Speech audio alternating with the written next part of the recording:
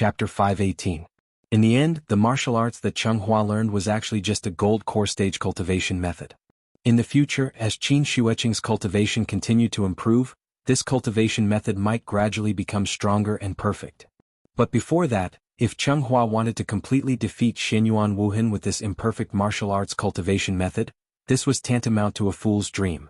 Xianyuan Wuhan was really too strong. The so-called invincible in the same realm was not just a saying. Xianyuan Wuhan did not even use any magic arts, nor did he use any magic treasures. He only needed to copy and learn Jianghua's moves through actual combat, and he could quickly master these moves, and then use the same moves to deal with Jianghua. The reason was not that Xianyuan Wuhan had a unique skill of giving someone a taste of their own medicine, but because the moves that Jianghua used were all on the surface, so Xianyuan Wuhan could quickly learn them for his own use. Immortal techniques were from the inside out, martial arts were from the outside in. The two seemed to be poles apart, but in fact they were different paths leading to the same goal. It was just like that old saying, the great Tao was like mercury flowing to the ground and every grain was round. On the stage, Jianghua and Xianyuan Wuhan exchanged blows quickly. Below the stage, everyone cheered for Jianghua in unison. Since Xianyuan Wuhan was the great demon king in everyone's hearts, then Jianghua, who dared to fight with the great demon king, naturally became the hero in everyone's hearts. Although everyone knew that Jianghua would definitely fail, as long as he did not fall, the cheers below the stage would not stop for a moment. The two figures were like ghosts as they moved quickly on the stage. In just 10 minutes, the two had already exchanged no less than 200 moves. And as the two fought longer and longer, Jianghua also gradually showed signs of defeat. Just like a sports competition, when the skills and experience of the two sides were almost the same, physical strength became the most important deciding factor. Maintaining the protective shield consumed true essence, and every attack also consumed true essence. Jianghua was merely in the middle stage of the gold core realm. How could he fight with Xianyuan Wuhan, who was in the peak stage of the gold core realm for a long time? At that moment, any onlooker with a little bit of knowledge could see that Jianghua's defeat was inevitable. This child, he's already been forced to this point, but he's still not willing to show his true abilities. Yuan Liang, do you think he really only knows these moves, or does he have other plans in mind? The patriarch and the 8 elders were still watching the battle from the sky. After hearing the patriarch's question, Genryo fell silent. He did not respond. That was because he knew, regarding Jianghua's current performance, the patriarch was indeed somewhat disappointed. To be honest, if Jianghua wasn't a sovereign disciple, he wouldn't even have the qualifications to exchange blows with Xianyuan Wuhan. No matter how the outside world slandered and insulted Xianyuan Wuhan, in the patriarch's eyes, Xianyuan Wuhan would always be the person who had the most hope of breaking through to become a heavenly venerable after him. Outsiders didn't know the trick and only thought that Xianyuan Wuhan's potential had been squeezed dry. In reality, it was Xianyuan Wuhan himself who was unwilling to break through to become a Yuanying. In order to be able to repeatedly enter the great illusionary land, Xianyuan Wuhan had suppressed himself for 200 years. Even the patriarch couldn't help but be amazed by such boldness. There aren't that many geniuses in the world to begin with, and all those who have appeared out of nowhere are those who have accumulated in the past.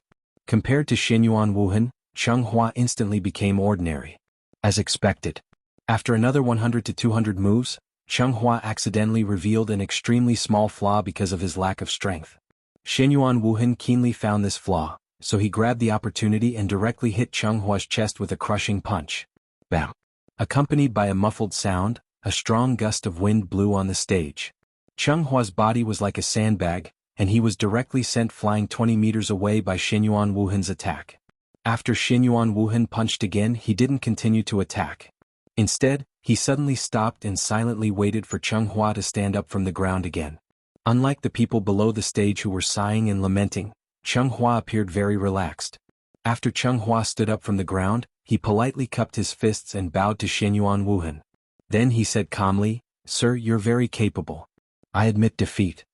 Although this punch didn't cause any substantial damage to Jianghua, he still admitted defeat very straightforwardly. After all, Xianyuan Wuhan didn't use any Dharma treasures or spells. He could actually easily defeat Jianghua with just a half-baked martial arts move that he learned on the spot. Even if he continued to fight, wouldn't he be humiliating himself? Anyway, Jianghua wasn't interested in the great illusionary land. Since he lost, then he would just admit defeat straightforwardly. Perhaps because he was used to being trampled by Qin Shueqing, Jianghua didn't care about winning or losing at all. After admitting defeat, he turned around and prepared to leave. However, just as Changhua admitted defeat and left, Xianyuan Wuhan's voice suddenly sounded behind him. I heard that Mr. Qin once fought against the 4 immortals of the Jade Clear Grotto Heaven by himself. So I originally thought that this master of the heavenly pivot must have some great ability to maneuver unhindered and invincible. Who would have thought that after seeing him today I would know that the rumors were also untrue? At this point, Xianyuan Wuhan suddenly couldn't help but shake his head and laugh. Supreme Being? That's all. Xianyuan Wuhan's voice was very soft, but his tone was full of mockery. It was obvious that he was implying something with these words. So Changhua immediately stopped in his tracks. He slowly turned around, and the expression on his face finally became serious. I know, you said this just to provoke me to fight you with all my strength. But I still want to remind you, you can scold me but you shouldn't have brought Mr. Chen into this. As he spoke, Changhua stretched out his right hand. Then, without any movement from Changhua, a long sword with a cold blue light appeared in his hand out of thin air.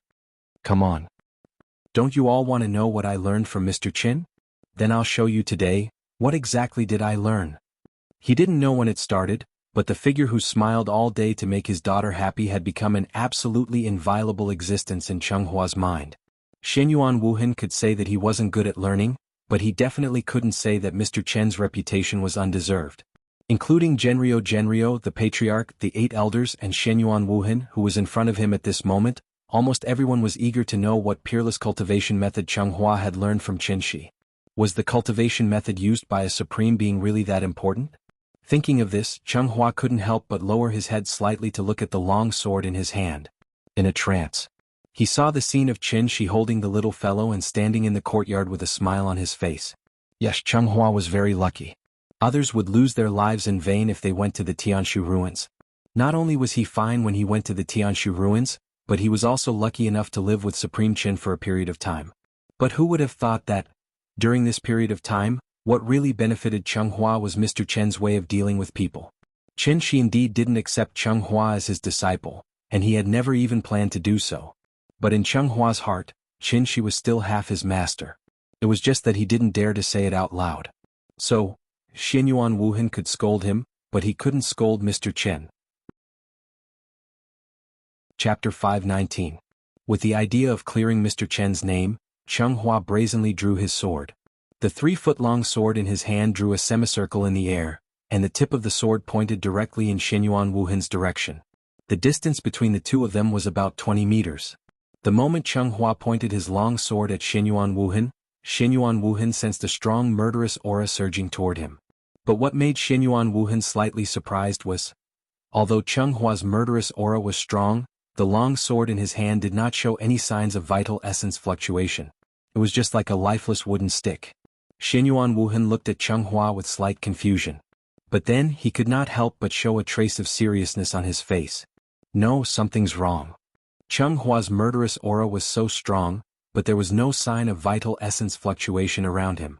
Under such circumstances, unless Changhua was deliberately mystifying, this sword was definitely extraordinary. So, Xianyuan Wuhan immediately mobilized his vital essence and surrounded himself in it.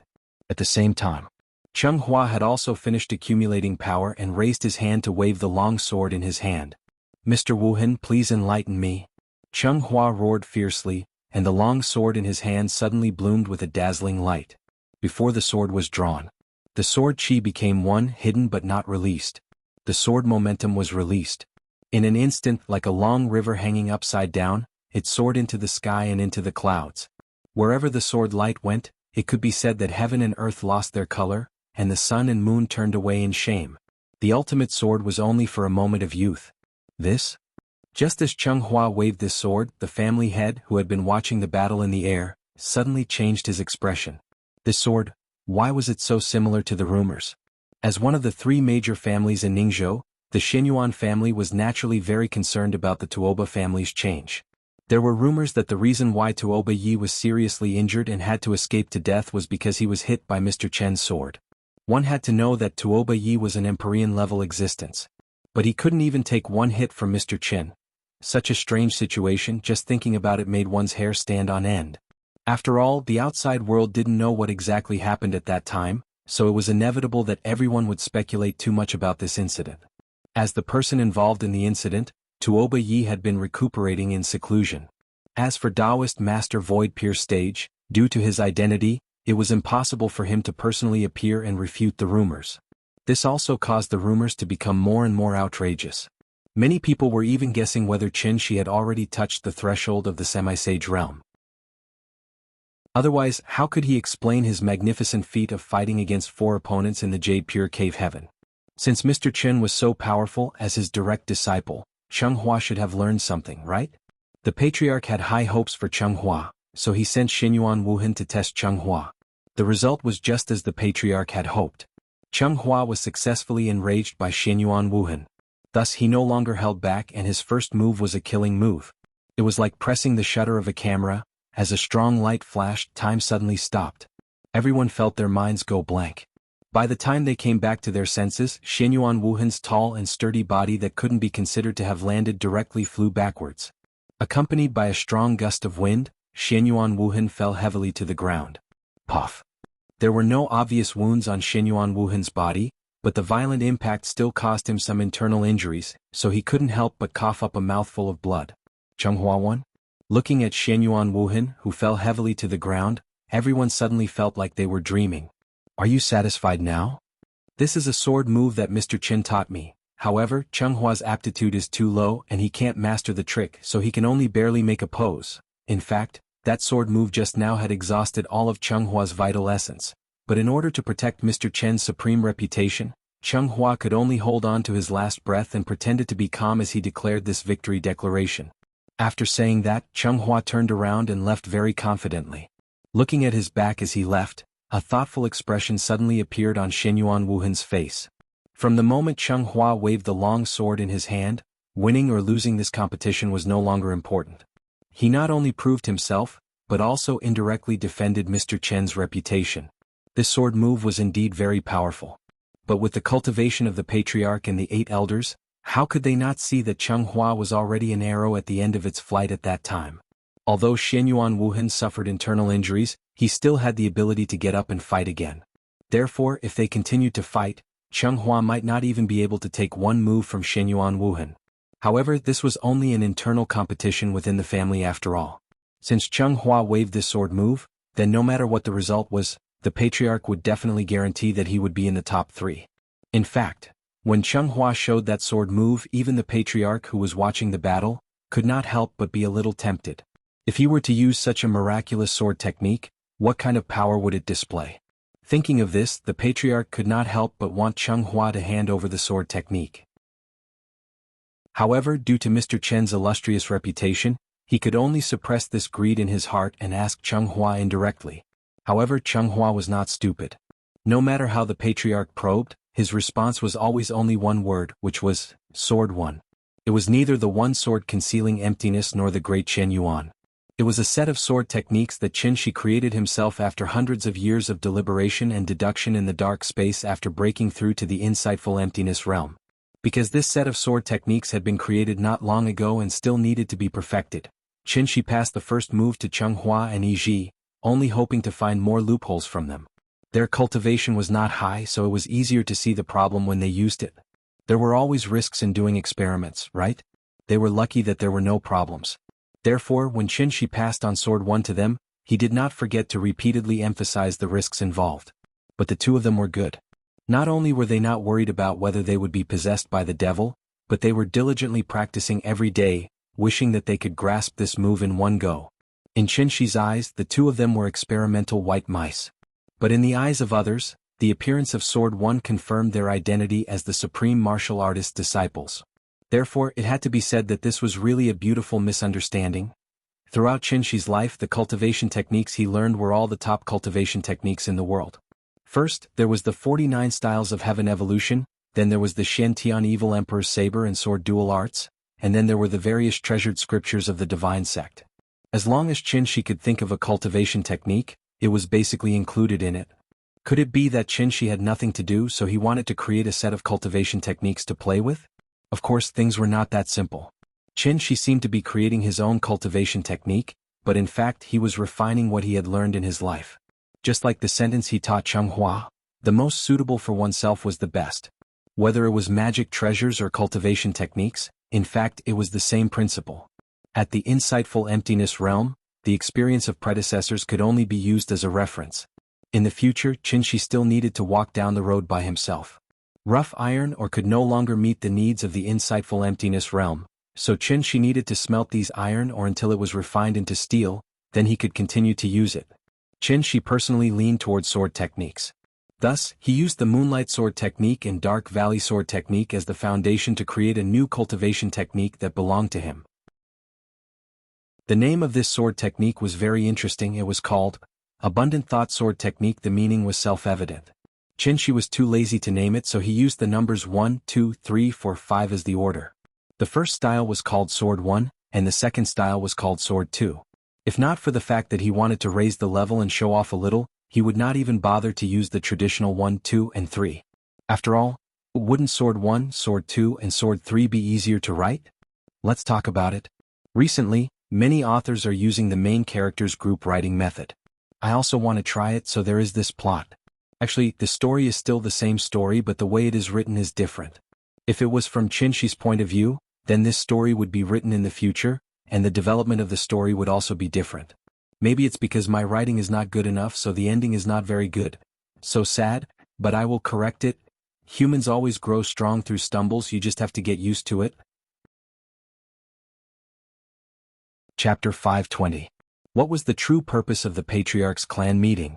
Wasn't it to select the strongest gold core cultivators so that they could obtain enough benefits for the family from the Great Illusionary Land? Therefore, after Jianghu showed his strength, even if he didn't want to participate in any more competitions, the Patriarch would personally send him a spot to the Great Illusionary Land. Of course, Jianghu wasn't very interested in the Great Illusionary Land. After fighting with Xianyuan Wuhan, he only wanted to take advantage of the last few days of vacation to spend more time with his mother. Then he would take the time to choose a few exquisite gifts for Nian Nian. After that, he could wait to return to Earth. Jianghu didn't know the importance of the Great Illusionary Land, so he didn't know that the moment he took out Sword 1, the Patriarch had already made a decision.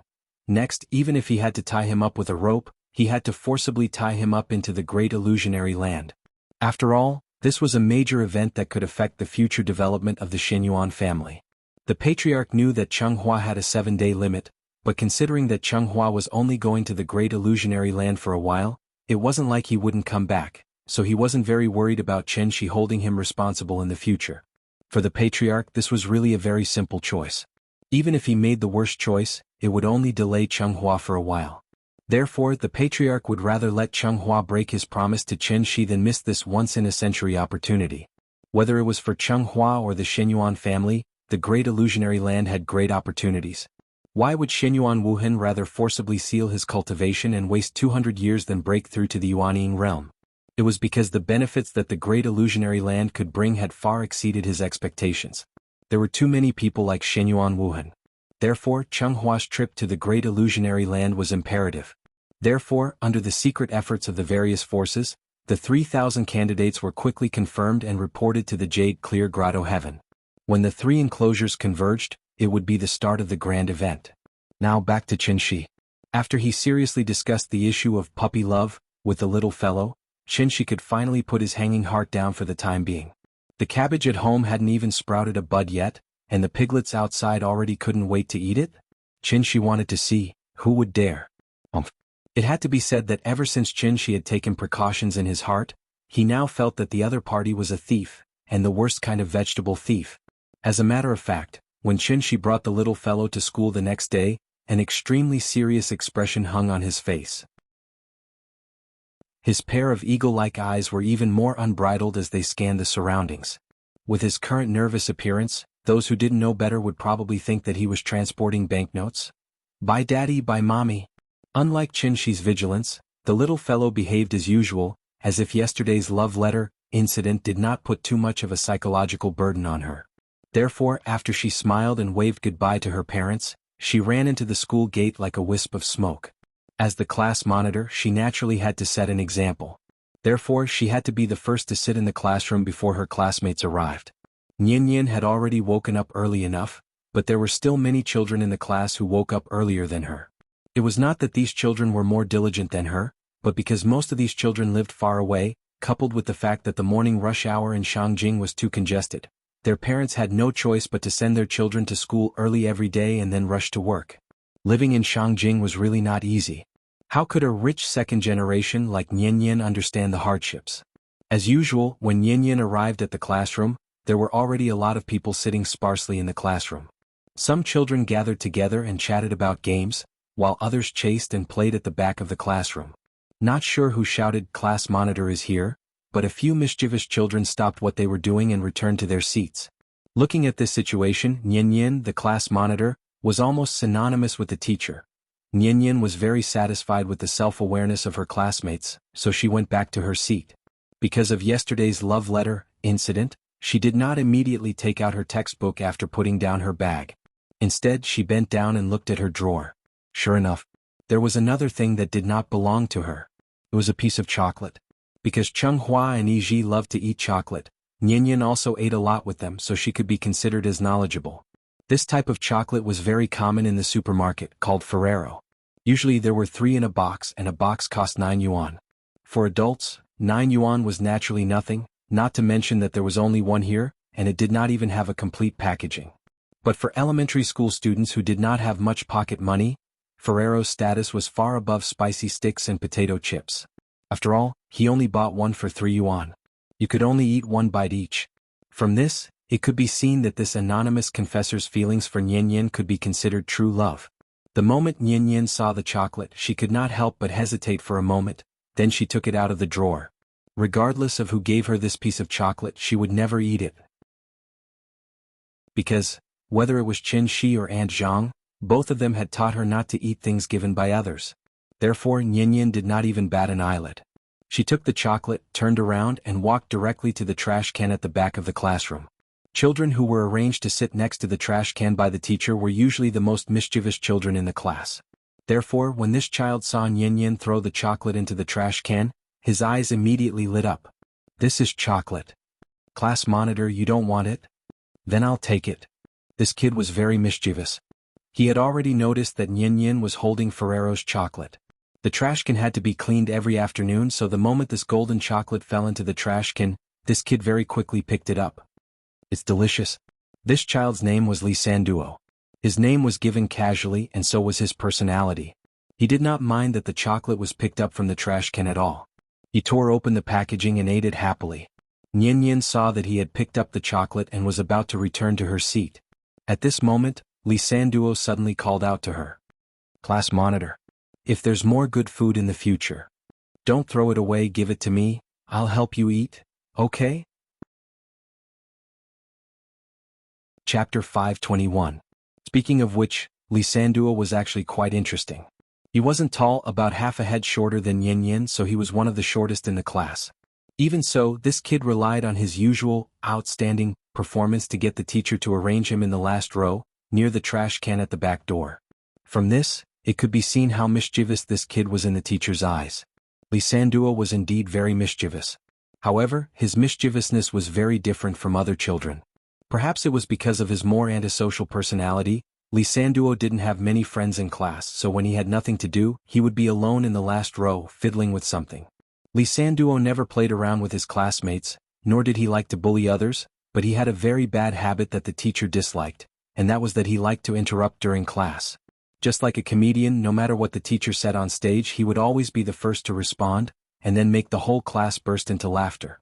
In any case, he was a third-grade student, but he always pretended to be stupid in class, deliberately disrupting the class discipline, so the teacher naturally disliked him. They weren't afraid of students being mischievous, but they were afraid of students being unreasonable. Obviously, Li Sanduo belonged to the latter. It was unknown where this habit of his came from. After repeatedly failing to change, the teacher completely lost patience with him. One must know that this was the capital's affiliated primary school, and the teacher's shoulders carried a lot of pressure. The third grade was a very important turning point. Li Sanduo didn't like to study, but he actually wanted to affect others' studies. How could the teacher tolerate this? Therefore, the teacher simply moved him to the last row, so that he wouldn't affect the other students. This was a warning. Li Sanduo didn't necessarily understand, but his parents definitely understood. If he continued to mess around like this, it wouldn't be a matter of changing seats, but a matter of persuading him to transfer schools. A weirdo like Lee Sanduo wasn't very common. Although Nian didn't like him interrupting the teacher in class, that was another matter. Nian didn't hate him because of that. Therefore, after hearing Lee Sanduo's words, Nian turned to look at him, and then began to think seriously. Economy is a virtue. Wasn't there a famous quote hanging on the classroom wall? Anyway, it would be a waste to throw it away. If Lee Sanduo wanted to eat it, then let him have it. All right. Thank you, class leader. Lee Sanduo seemed to know who put the chocolate in Nian's drawer, so when he saw Nian nod in agreement, his face showed a very happy smile. Oh yeah. Now he would have chocolate to eat every day. The result was just as Lee Sanduo had expected. For the next week, Nian would come to class every morning and find a piece of Ferrero chocolate in her drawer. Actually, she could have asked Big Cat to use its sense of smell to find this guy who had been secretly giving her gifts. However, considering that she didn't want to have any interaction with this person, Nian pretended that nothing had happened. After receiving the chocolate every day, she would give it to Lee Sanduo as soon as possible. 3 yuan worth of Ferrero chocolate. She gave it to him for a week. This was King true love. Under the nourishment of these love chocolates, Lee Sanduo's complexion seemed to be a lot rosier than before. Even his thin and small figure showed signs of breaking out of the soil and growing at this moment. Lee Sanduo was very grateful for Nian's generosity.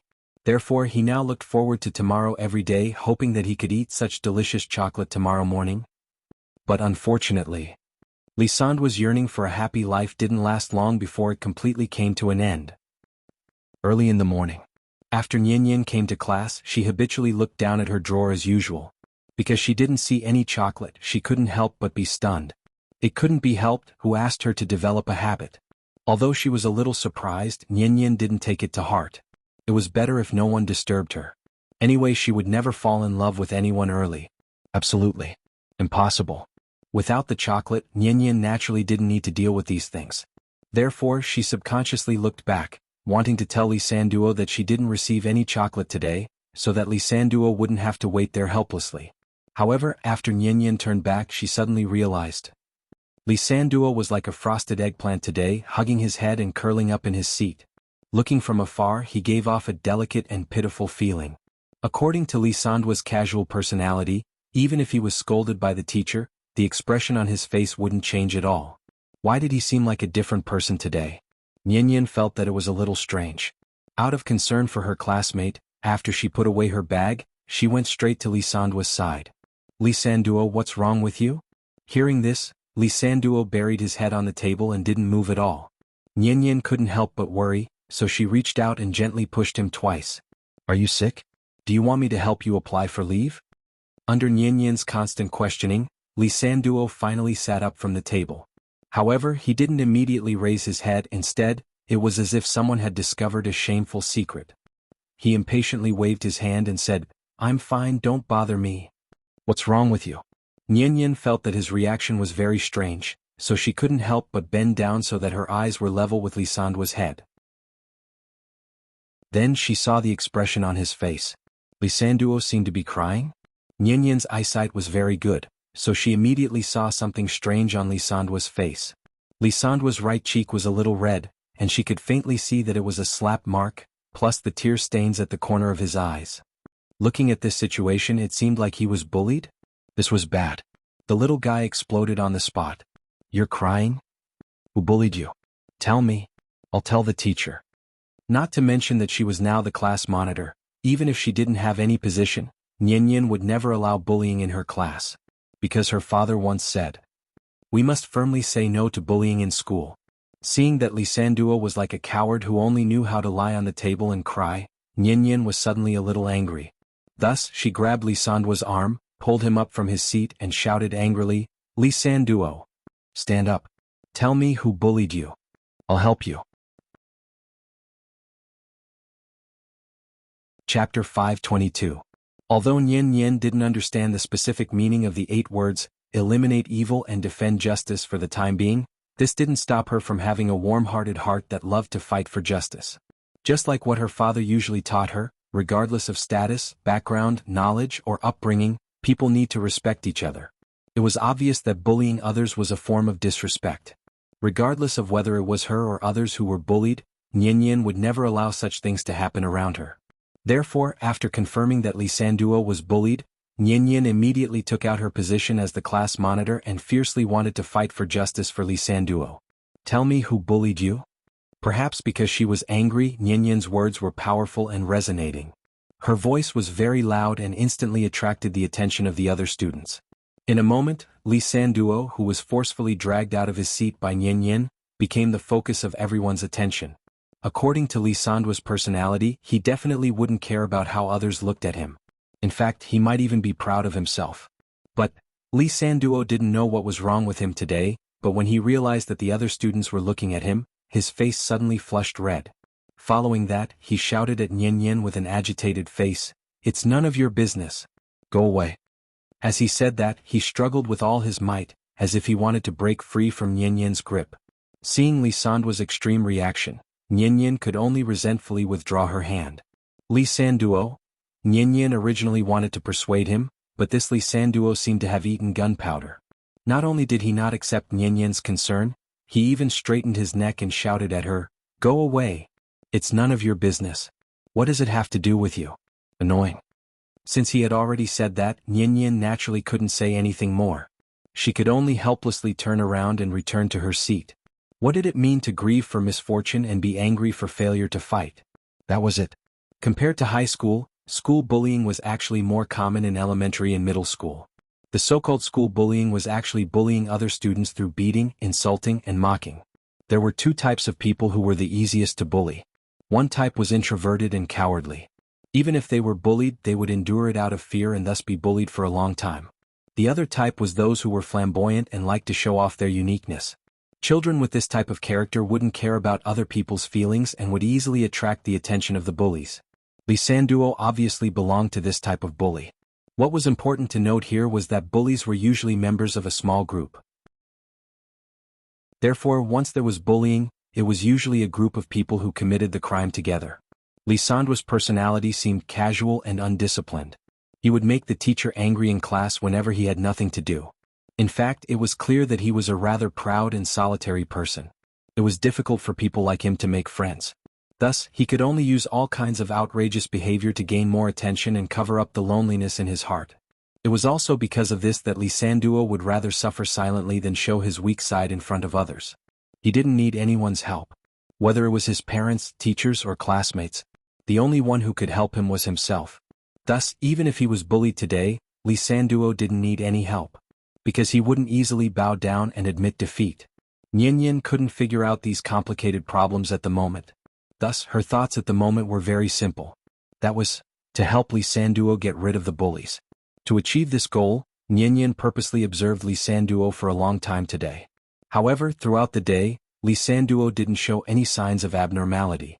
During class he would still interrupt the teacher's lecture. After class he would quietly sit in his seat. During this period he didn't interact with anyone. Thus, Nian couldn't tell who was bullying him. Without catching the culprit, Nian couldn't help even if she wanted to. Thus she could only watch from the side. It wasn't easy to wait until school was over, but Li Sanduo ran away with his school bag. This made Nian, who wanted to know more about the case, feel a little depressed. She had no choice but to complain to her father. As usual, Qinshi arrived at the school gate on time. When Nian came to his side, Qinshi picked her up from the ground. "Hey, what happened? Who made our little princess angry?" Since yesterday, when he learned that the little girl had begun to experience puppy love, Qinshi increased her security level. Thus, even if he was in the courtyard, he could check on the little girl's situation through the big cat. Thus, even without Nian saying anything, Qinshi already knew what she had experienced today. The little girl couldn't figure out Li Sanduo's behavior, so she immediately told Qinshi the whole story. Seeing that the little girl was so warm-hearted, Qinshi naturally had to encourage her. Thus, after thinking for a while, he directly pointed out the key point. "Nian, since Li Sanduo was already crying on the table when you saw him, that means he must have been bullied before you came to school. So if you want to prevent this kind of thing from happening again, you just have to wake up earlier in the future and be the first to go to class." Hearing this, the little girl's eyes suddenly lit up. What Daddy said made sense.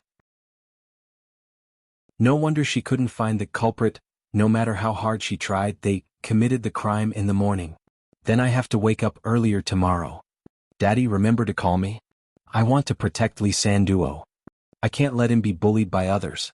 Seeing the little girl's indignant look, Qin Shi couldn't help but shake his head and laugh. To Qin Shi, the importance of this matter might not be as important as the supermarket discount.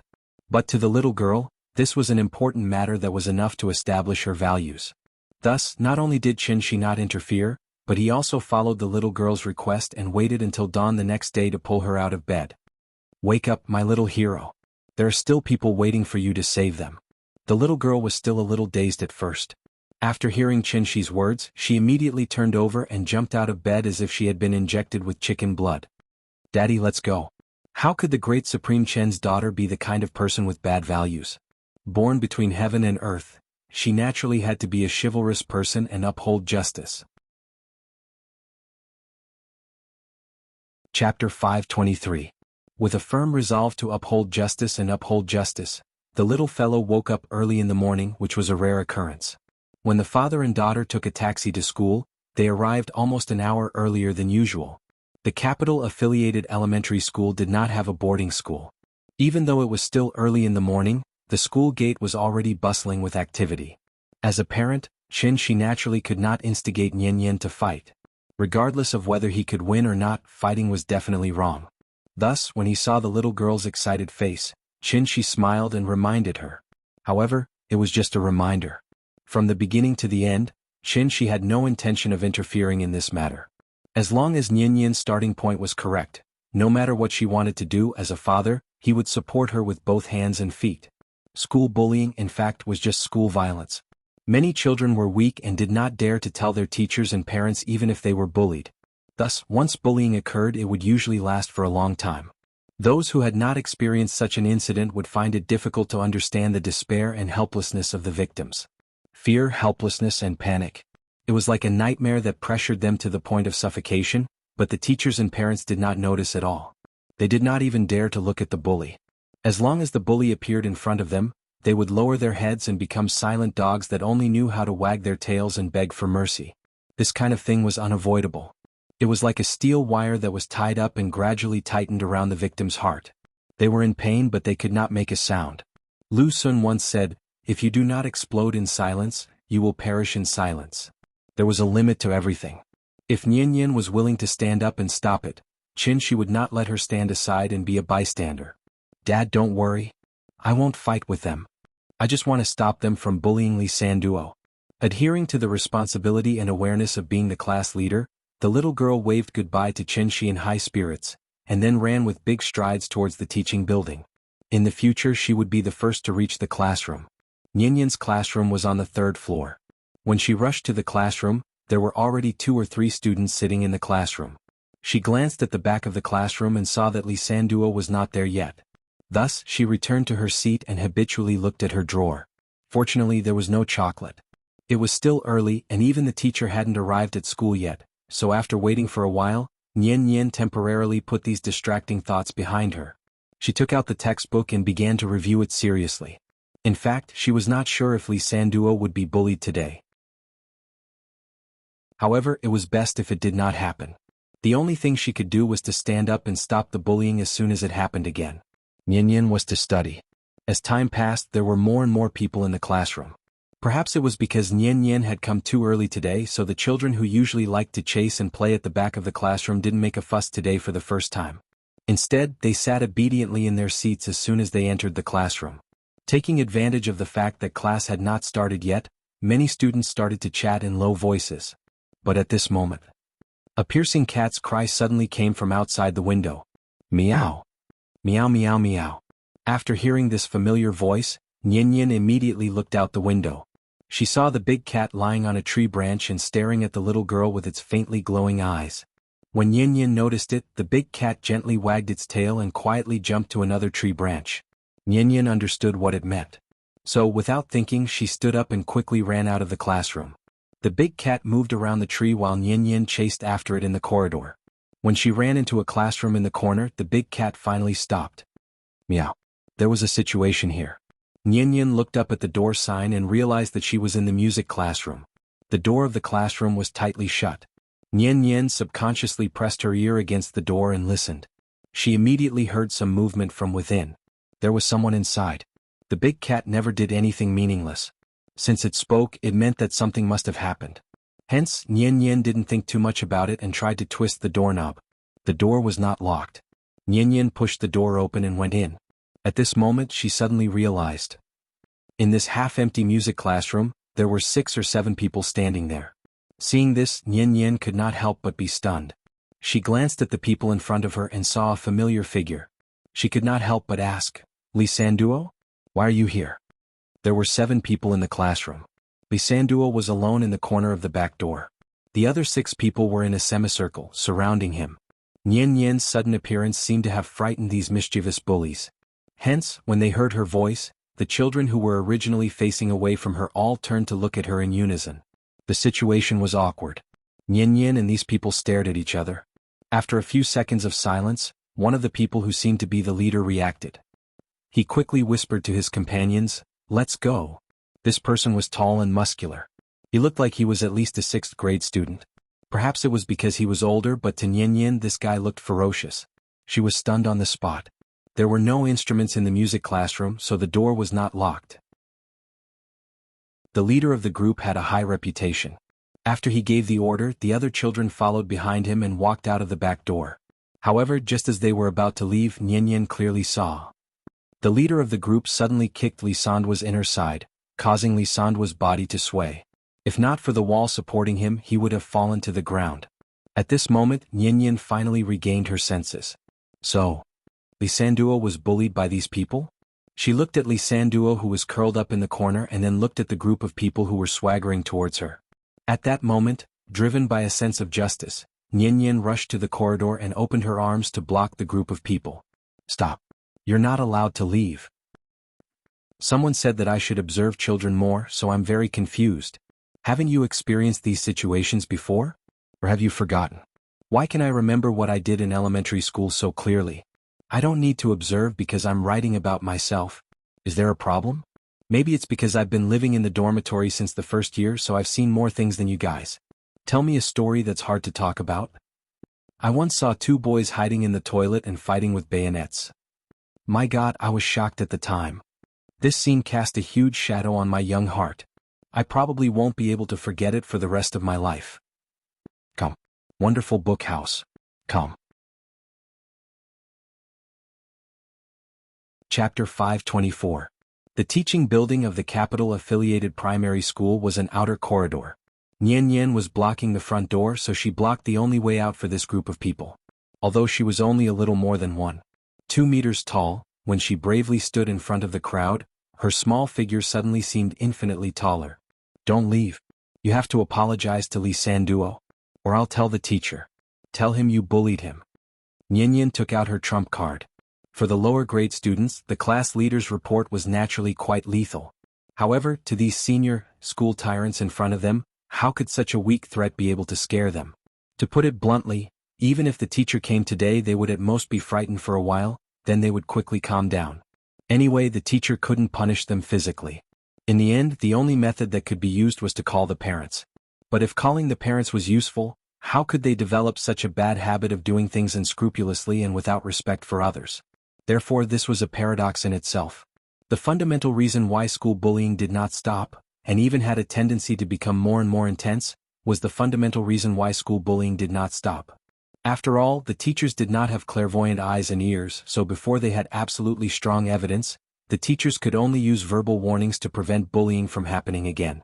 But it was a pity, some people were born bad. With Wuxia's current education system, unless the situation was out of control, the teachers would never easily expel or dissuade a student.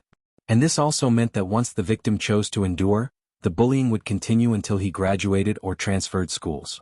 Years of bullying and oppression, to a child whose mind was not yet fully developed, what kind of cruel torture would that be? There was no junior high school in the capital, so the 6th grade students were the most powerful existence in the school. Therefore, when facing a 3rd grade girl like Nian Nian, the leading child did not take her threat seriously. Children at this age already knew the difference between boys and girls, so he did not deliberately make things difficult for Nian Nian. Instead, he said impatiently, "Go away." The group of people did not stop walking. Soon they arrived in front of Nian Nian. Nian Nian tried to reach out and stop him, but he pushed her aside with his long arms and legs. Things were getting out of hand. Before Nyin could react, the big cat, who had been observing the situation from the tree, was the first to explode. Meow. As if someone had stepped on its tail, the big cat let out a fierce howl and crouched on the tree trunk ready to pounce. But just as it was about to pounce, the big cat seemed to have received some sort of command, and its body suddenly froze in place. Both of its ears trembled slightly, and its tensed body immediately relaxed. Then it returned to its soft and feeble state. Meow. The big cat obediently laid back down as if nothing had happened. The children had no idea that they had just walked through the gates of hell. Because of the seal in her body, even though Nyin had already started cultivating, the strength of her body did not change much. Therefore, after being pushed hard by the leader of the children, Nyin immediately staggered and leaned against the railing of the corridor. From the beginning to the end, the leader of the children did not take her seriously. But he did not expect. After being pushed away, Nyin immediately went forward and grabbed his arm, then shouted angrily, "You're not allowed to leave. You're not allowed to leave." This completely angered the other party. After all, he was a 6th grade student. Facing Nyin, who had skipped a grade to become a 3rd grade, he naturally had an absolute advantage in terms of physical strength. So he immediately grabbed Nyin's wrist and used all his strength to twist her fingers. "Let go. Believe it or not, I'll beat you up. Get out of my way." An absurd farce was suddenly staged. Nyin held on tightly to the person's arm, and the leader of the children struggled with all his might. After a few seconds of entanglement, the other party suddenly lost his patience. So he no longer cared about gender differences and raised his leg to kick Nyin. Seeing this, the big cat could only helplessly close its eyes. It had no choice. She did not allow it to interfere. Bang. The big cat did not stop him, and Nyin's calf suffered a heavy kick. This was great. Nyin was completely angered by the other party's actions. "Do you still remember what Daddy said? We don't bully others, but we definitely can't let others bully us." So, she immediately copied the other party, raised her right leg and without a word kicked over. Moreover, her kick was even more ruthless and decisive than the other party's. After being kicked by her, the expression on the leader's face was very interesting. "You still dare to fight back? Brothers, beat her up for me."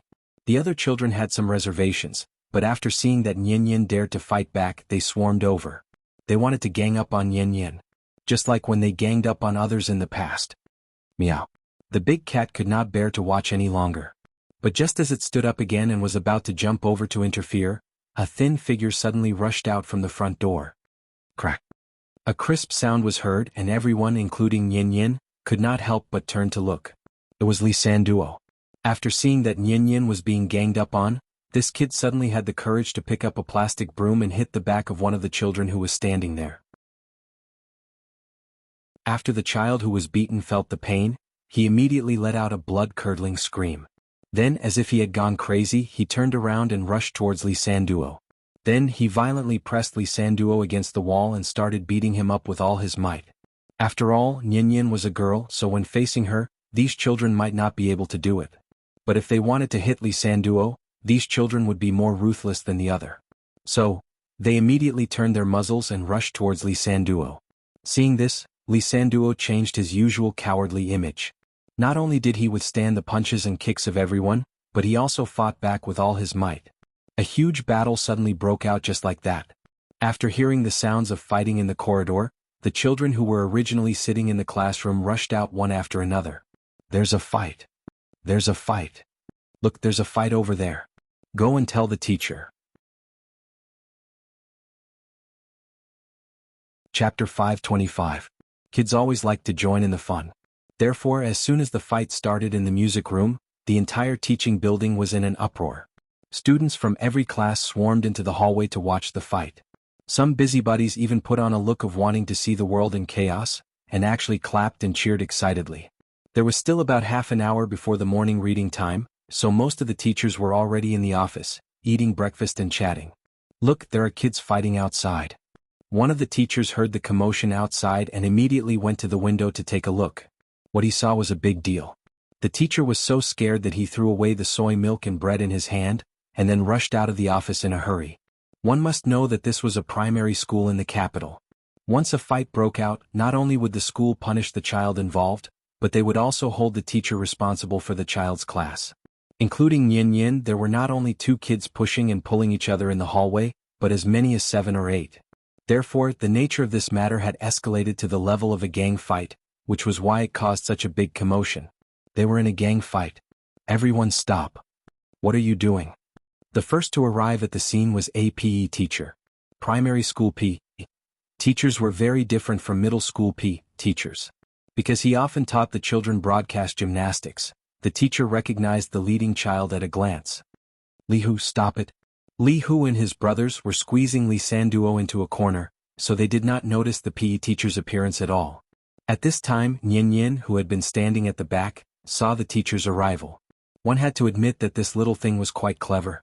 After seeing the PE teacher appear, she immediately took a few steps back, then pointed at the group of people in front of her and said righteously, "Teacher, they're bullying Li Sanduo. I'm helping him."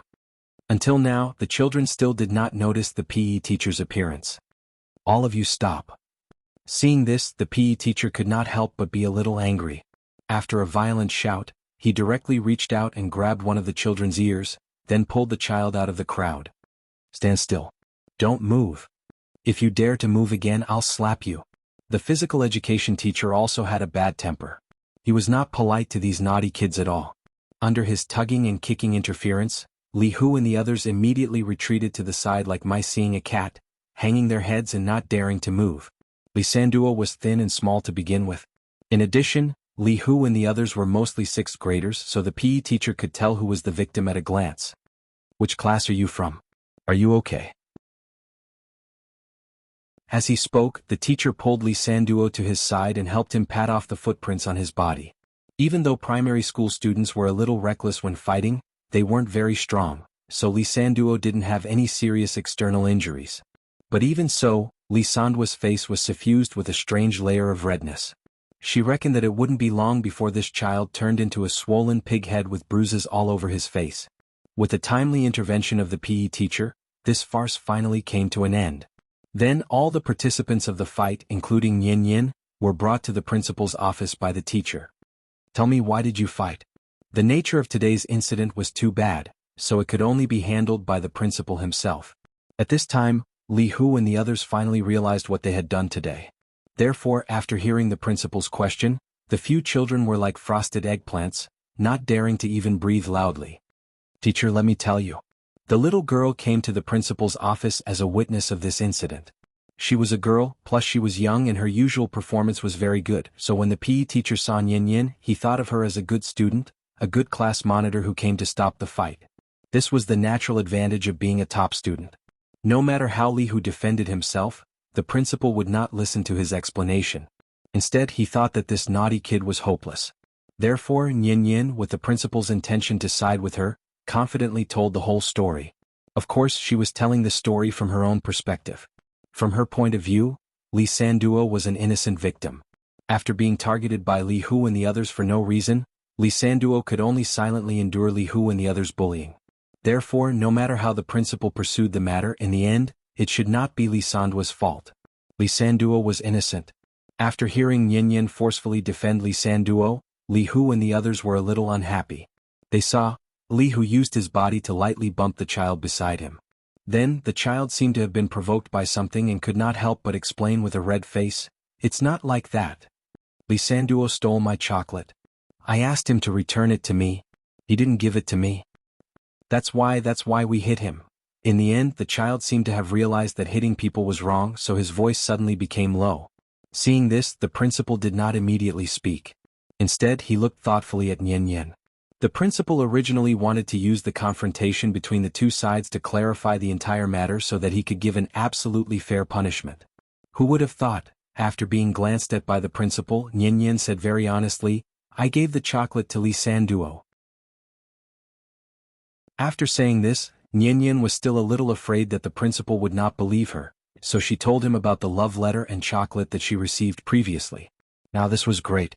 After hearing Yin Yin's story, the child's little face flushed red all the way to his ears. He was so embarrassed that he did not even dare to raise his head. "What's your name?" The principal was not asking Yin Yin, but the unlucky one who had a crush on her. My name is Zhu Xingyu. Which class are you from?" "3rd year, class 1. At that moment, the principal suddenly understood the entire situation. Thus, after waving his hand to let Nian and Li Sanduo leave first, the principal turned his head to look at Zhu Xingyu calmly and said, "Zhu Xingyu, right? Come here for a moment. There's a phone here. Do you know your parents' phone number? Come give them a call." After hearing the principal's words, the child named Zhu Xingyu immediately burst into tears. It was obvious that this child knew what it meant to call his parents. However, all of this had nothing to do with Nian anymore. Li Sanduo and Nian walked out of the principal's office side by side. At this time, class had already started, so the entire school returned to its usual tranquility. The two of them were silent. Li Sanduo suddenly thought of something, then he said to Nian with a serious face, "Thank you." This time, Li Sanduo did not call Nian class monitor in a sarcastic manner. Instead, he called her name seriously. Chinyan. Chapter 526. After writing, deleting, and writing, he was still not satisfied. He really couldn't afford to do it now. Sleep, I'll fight again tomorrow. I can't finish writing returning from cultivation to become a stay-at-home dad. Please wait a moment. After the content has been updated, please refresh the page to get the latest update. Chapter 527. In the face of school bullying, silence was not a good solution. Silence was a disguised form of retreat. So instead of hoping that the bad guys would be kind and show mercy, it was better to tell them with the most firm attitude, "We're not that easy to bully. Maybe I can't beat you, but I'm definitely not afraid of you. If you kick me, I'll return the favor with a punch. As long as I don't fall, I'll never bow down to evil." Li Sanduo really experienced this feeling today. Although he had been beaten up so badly that he was limping a little, he was still able to walk. But at least at this moment, Li Sanduo was still in a very good mood. It had to be said, it felt good to use his fists to win respect for himself. Recalling the bravery he displayed at the critical moment, Li Sanduo suddenly felt as if he had been injected with chicken blood. He walked with vigor and vigor. "Class monitor, don't worry. If they dare to cause trouble in the future, I'll never be afraid of them again. So what if they have more people? I'll punch them until they cry." Like all boys, Li Sanduo's performance before and after the incident was like a different person. He kept bragging about his brave performance just now. But after Nian heard it, she kept her head down and didn't say a word. It was not good to show off without support. So, Li Sanduo couldn't help but poke Nian, then asked with a puzzled face, "Class monitor, what's wrong with you?" Nian glanced at him but still ignored him. Instead, she frowned slightly and muttered to herself, No, Auntie didn't teach me that. When Li Hu kicked me, I should have used my knee to block his foot, then raised my elbow to hit his chin. That way he would have instantly lost his ability to fight." As he spoke, the little guy even began to mimic the movements of his hands. Qin Xueqing taught her some basic martial arts moves, but she was still young, so she couldn't understand the subtleties. Therefore, after everything had been settled, she finally remembered the moves that Qin Xueqing had taught her. Nian gestured as if there was no one around. After seeing this scene, Li Sanduo's expression was very interesting. That's right. Wasn't the main culprit who started this war, the class leader who always acted like a good student in front of him? If it wasn't for the class monitor, would Li Sanduo be able to walk out of the principal's office unscathed today? Thinking of this, Li Sanduo didn't dare to say another word. As the two of them returned to the classroom under the watchful eyes of the entire class, the farce finally came to an end. After Li Hu and his group were severely warned by the principal, they were completely dispirited. After that, not only did Li Sanduo never see them again, but even Nian's drawer didn't have chocolate anymore. Now that he thought about it, Nian seemed to have suffered a loss. Life returned to its usual tranquility. The weather in Shangjing gradually became hot. The tea house welcomed the peak season again, but unfortunately, its owner was no longer in the mood to run it. Because of this, Gu Lao had to make a special trip to the Sai courtyard to drink tea with Chen Shi under the old locust tree. The two played chess and chatted. Their days were particularly comfortable. The life of a retired veteran was probably like this. Early in the morning, Chen Shi sent Nian to school. Not long after returning to the courtyard, there was a rush of knocking outside the courtyard. He thought that Gu Lao was here to drink tea again, so he opened the door with a smile on his face. But what Chen Shi didn't expect was, when he opened the door, it wasn't Gu Lao who appeared in front of him, but a man and a woman. Chen Shi knew these two people. The man was called Xiao Wang, and the woman was called Xiao Lu. The two belonged to the Wu Lian inspection office and were responsible for monitoring him. The year before last, at the request of Qin Yongwang, they delivered a car to his family. What's the matter? Qin Shi wasn't a voyeur, so under normal circumstances he didn't release his divine sense to pay attention to the situation around him. After all, he lived in the capital of the country, and in the most central part of the city. Naturally, he didn't have to worry too much about safety. Anyway, as long as no one broke into the courtyard, Qin Shi didn't care. Mr. Qin, it's like this. Seeing that Qin Shi's attitude was still mild, the young man called Xiao Wang hesitated for a moment before he said, "We just received an emergency report that someone may cause trouble on Chang'an Street tomorrow. Hohai is not far from Chang'an Street. The leader is worried that if there is an accident it may affect you, so he asked us to inform you in advance so that you can prepare in advance." After hearing what Xiao Wang said, Qin Shi was instantly amused. Wang Chuanju's arrangement was a bit interesting. What was Chang'an Street? The first street of Wuxia. Not only was there the Forbidden City in Tiananmen Square on this street, but there was also Zongnanhai in the Great Hall of the People. Who would dare to cause trouble in such a place? They must have eaten too much, right? Qin Shi subconsciously felt that this matter was a bit ridiculous. After he pondered for a moment, he suddenly realized the deeper meaning of it. It turned out that Wang Chuanju was giving him a heads-up. Since Wu Lian had already sent someone to inform him, it meant that this matter wasn't groundless. Something big was going to happen tomorrow. After all, things were not the same as before. Now that the internet was so advanced, once something happened on Chang'an Street, it would spread throughout the country and even the world in an instant. How embarrassing would that be? It would be embarrassing for the whole country. It was said that the security at the entrance of the Forbidden City was very strong, but had there been any lack of incidents on Chang'an Street over the years? For example, the Jinshui Bridge incident, the Founding Gate incident, the self-immolation incident, it would be embarrassing to pick out any one of them. Why did Wang Chuanju specifically send someone to inform him? It was to prevent the situation from getting out of control, so she wanted Qin Shi to act as insurance. What was prevention? That was to nip all the criminals in the bud before they started their illegal activities. Could it be that they had to wait for the other party to blow up Chang'an Street and directly commit a crime before they could arrest them? What a joke.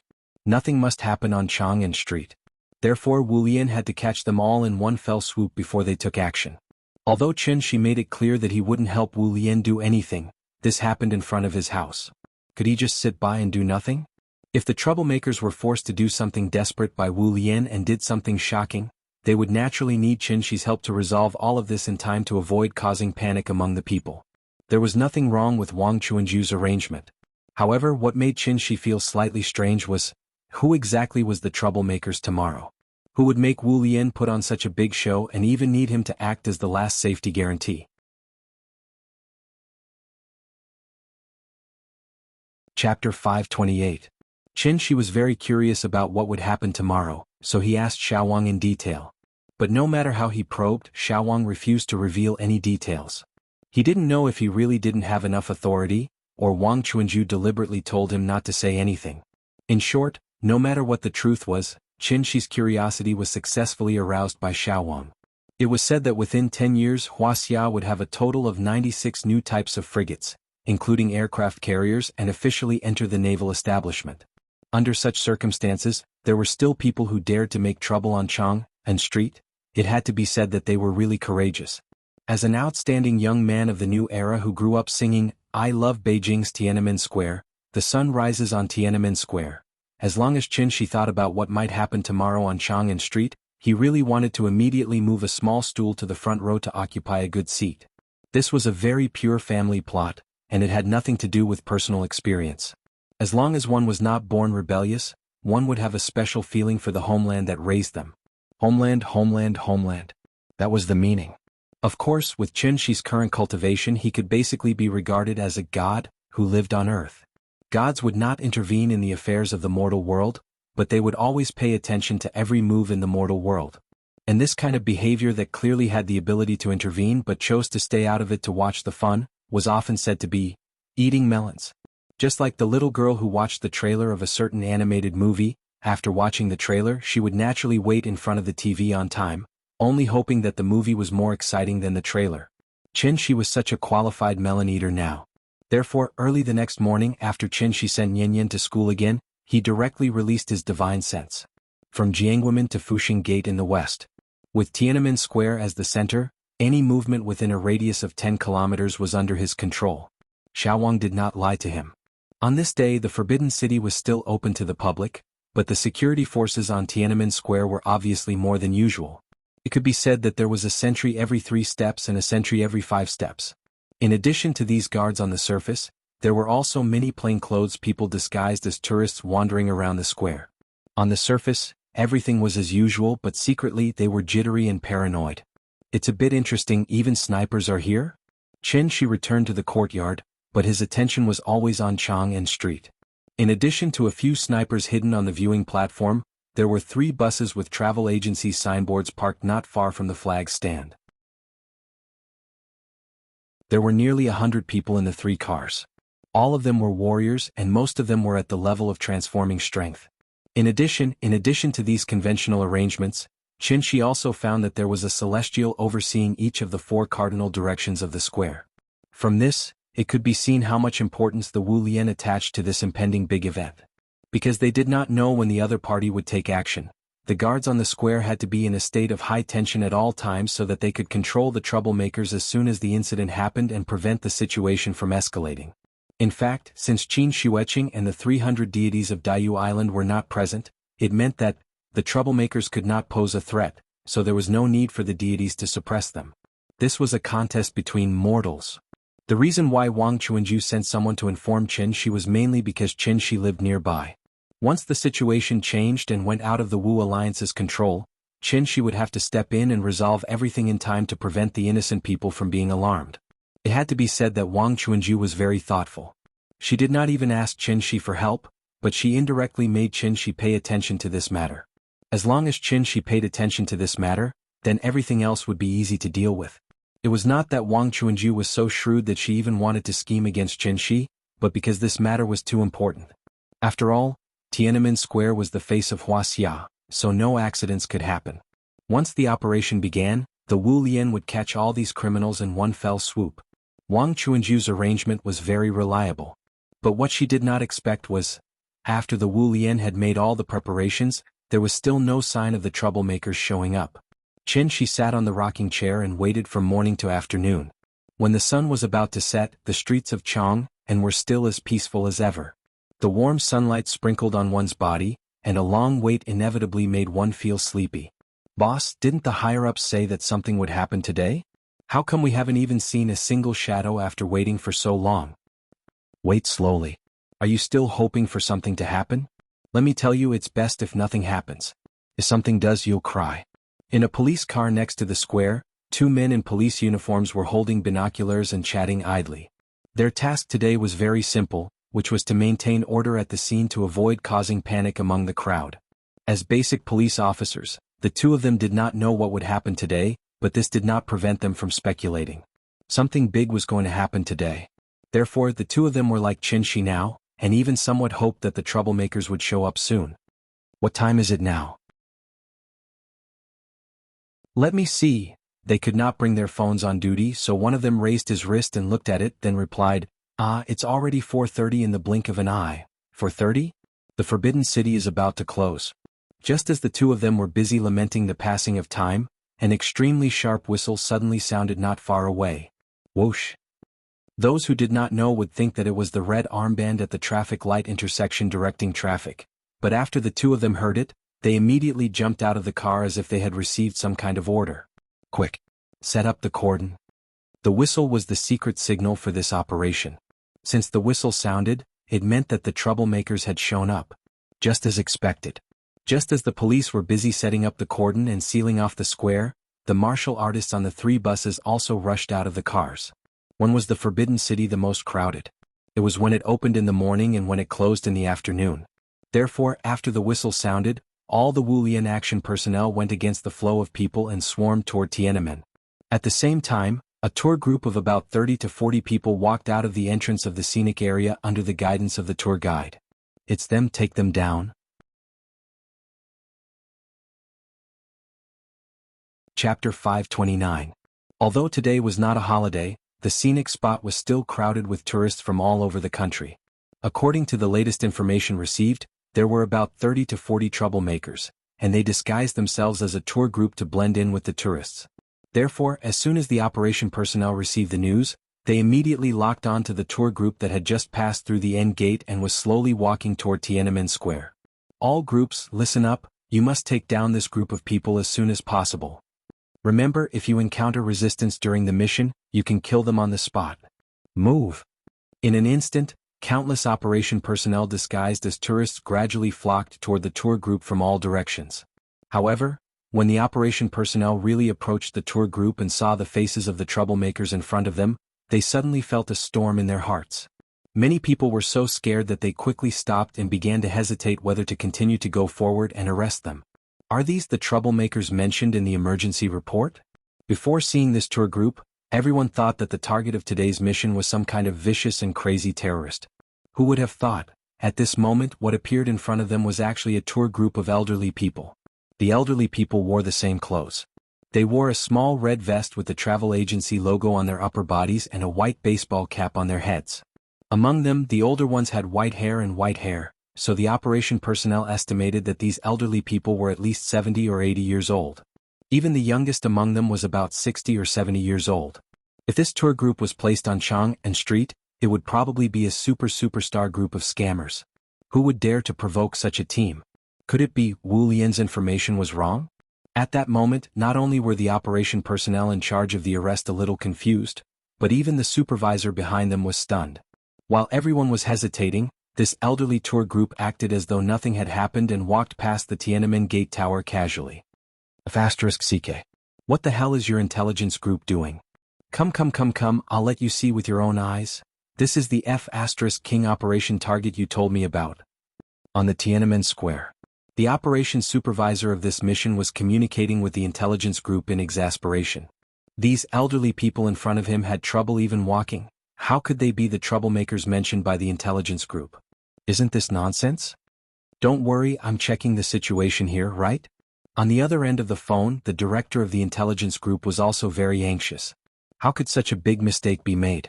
That's impossible. While the operation team and intelligence group repeatedly confirmed the target's information, the elderly tour group slowly walked out of the passage under the guidance of the tour guide and came directly under the president's statue. Soon after, a shocking scene occurred. After these old men walked out of the city gate tower's passageway, they neatly lined up in a 6x6 square formation as if they had rehearsed it beforehand. Then they all sat cross-legged on the ground. From the beginning to the end, these elderly people did not make a single sound. Wait. Something happened. They're staging a sit-in. Unlike ordinary protesters, this Super Pinxi group was small in number and their behavior was very strange. The tour guide was the only middle-aged man. After seeing his tour group doing such a shocking thing, he did not stand up to stop them. Instead, he directly walked past the crowd and stood in the first row of the group. The tour guide stood while the elderly people sat. When the passing tourists saw this scene, they could not help but stop and stand nearby and whisper to each other. What's going on? What's going on? Is something big going to happen? Where's the phone? Take a picture. As more and more people gathered in the square. After taking a deep breath, the tour guide faced the elderly people and slowly sat on the ground. Then, the middle-aged man dressed as a tour guide recited in front of everyone in the room, with a cadence of intonation, "This is the beginning of the end. Shen Cultivator, the ancestor of nature, and the great sect of thousands of people. It's profound, so it's called subtle. It's continuous, so it's called wonderful. It's high, so it covers the 9 heavens, so it's wide, so it covers the 8 corners. It's as bright as the sun and the moon, so fast as lightning. It's as bright as a flash, or drifting like a stream of stars, or rippling like a deep pool, or flying like a cloud." This passage came from a Taoist classic. Naturally, ordinary people would not understand what he was saying. But for the members of the operation group, this passage was no less shocking than a sudden clap of thunder. It was inexplicably shocking. This is a cultivation technique? He's preaching? Quick, stop him. Hearing the manager's angry roar from the headset, the staff suddenly came back to their senses. Then they no longer cared about shocking the world. In front of all the tourists present, they directly pounced on the elderly tour group fiercely. However, just as one of the operation members was about to get close to the elderly people, an invisible force suddenly sent him flying and he fell heavily on the wall of the tower. Bang! With a muffled sound, the operation member, who was only at the mid-stage of concealing strength, fainted on the spot. At this time, the manager of the operation group suddenly realized that these elderly people, who seemed to be on the verge of death, had secretly set up a defensive array under the tower according to the arrangement of the 36 Big Dipper gods. Fu Xian Dao, obtain from the inside, guard from the outside, use from the spirit, forget from the weapon. This is the essence of Xian Dao. Obtain from the noble, do not wait for the power of the yellow axe. The body is rich, do not need the rare goods. Too high to be climbed, too deep to be fathomed. Riding on the flowing light, driving the flying scenery, penetrating the sixth void, penetrating the cold. Beyond the supreme, into the supreme. The tour guide sitting at the front did not seem to notice Wu Lian's sudden action at all. He still closed his eyes and continued to recite to himself. The onlookers did not know the truth. They only felt that this person's behavior was a little strange, so they used their mobile phones to record the entire process of him preaching. Back off, back off. Stop taking pictures. We are carrying out a special mission. Please cooperate with us. Thank you. After all, this incident happened under the Tower of Tiananmen. The operation members did not dare to forcibly break the array, so they could only temporarily drive the onlookers away from the scene. Hey, what are you doing? Why are you pushing me? Which department are you from? How would I know who you are without a uniform? I'm telling you, you better show some respect. I'm not leaving. What can you do about it? Come on, come hit me. Wu Lian wanted to clear the area, but the onlookers did not agree. The elderly tour group in front of them did not kill anyone, and they did not set off any fire. What was wrong with them sitting there silently and watching from the side? Was it illegal to sit still? Was it illegal to watch from the side? Wang Chuanju had thought of everything, but she did not expect.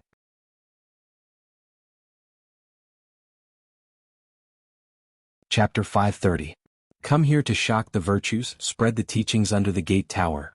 In this day and age, traffic could be converted into cash. As long as there were people watching online, there would naturally be money to be made. Therefore, as soon as this elderly tour group sat down, someone next to them picked up their phone and started filming the entire process. According to the Public Security Administration punishment law, this tour group's behavior had seriously disrupted the order of the square, so the square's security personnel had the right to expel them. The operation personnel wanted to forcibly take this elderly tour group away, but due to the fact that there were too many tourists around, they did not dare to make too much of a commotion. Since they could not force their way in, they could only set up a cordon and wait for backup. While the operation personnel were anxious, the middle-aged man dressed as a tour guide sat on the ground, turning a blind eye to everything that was happening around him. Even though Wu Lian's operation personnel had already stood in front of him and tried to dissuade him, he still ignored them. Instead, he continued to chant some kind of unknown scripture. The middle-aged man's voice was not loud, but everyone present could clearly hear the scripture he was chanting. This kind of behavior was a little strange no matter how one looked at it. It would definitely go viral on the internet. Therefore, many tourists directly picked up their phones and started filming the entire process, so this scene instantly spread all over the internet. Don't film. If you film again, I'll confiscate all their phones. Seeing that the situation was gradually getting out of control, the director in charge of this operation made a prompt decision and directly ordered the confiscation of everyone's phones. Some of the tourists were frightened and ran away on the spot. However, some tourists were very hot-tempered. Seeing that the operation personnel were about to confiscate their phones, not only did they not dodge, but they also pointed their cameras at the operation personnel and kept shouting, "Come, everyone, come and see, the security guards of Tiananmen Square are violently enforcing the law." For a moment, the situation was a little out of control.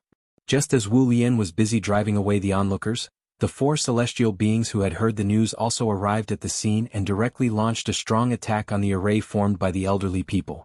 These elderly people seemed to have cultivation, but they had not been cultivating for long. Among them, the most powerful one had probably just touched the threshold of the chi refinement stage. Therefore, as soon as the four celestial beings launched an attack, the entire array suddenly shook. But at this moment, the tour guide suddenly stopped chanting. Then he slowly stood up from the ground and said to the people around him, "Everyone stop. I've done what I have to do. I'll go with you now." As soon as the middle-aged man finished speaking, the elders behind him all stood up from the ground and quickly walked to his side. From the looks of it, these old people in their 70s and 80s seemed to be following the lead of this middle-aged man. Seeing this, the operation personnel could not help but look at each other, as if they could not understand the actions of the person in front of them. There are too many people here. Hurry up and take them away. After the middle-aged man surrendered, the supervisor quickly rushed down from the tower. For the sake of safety, the supervisor signaled for the operation personnel to handcuff all the old people in front of him. Regarding this, the middle-aged man in the lead seemed to be quite dissatisfied. Thus, he went directly to the supervisor and pleaded for these old people. These old people have only been cultivating with me for a short period of time. Today they are only here to cheer for me. May I ask what crime they have committed? If you insist on denouncing them, then go ahead and take me back. This has nothing to do with them. Don't worry if I really want to cause trouble. Today I won't preach here and I won't surrender without a fight.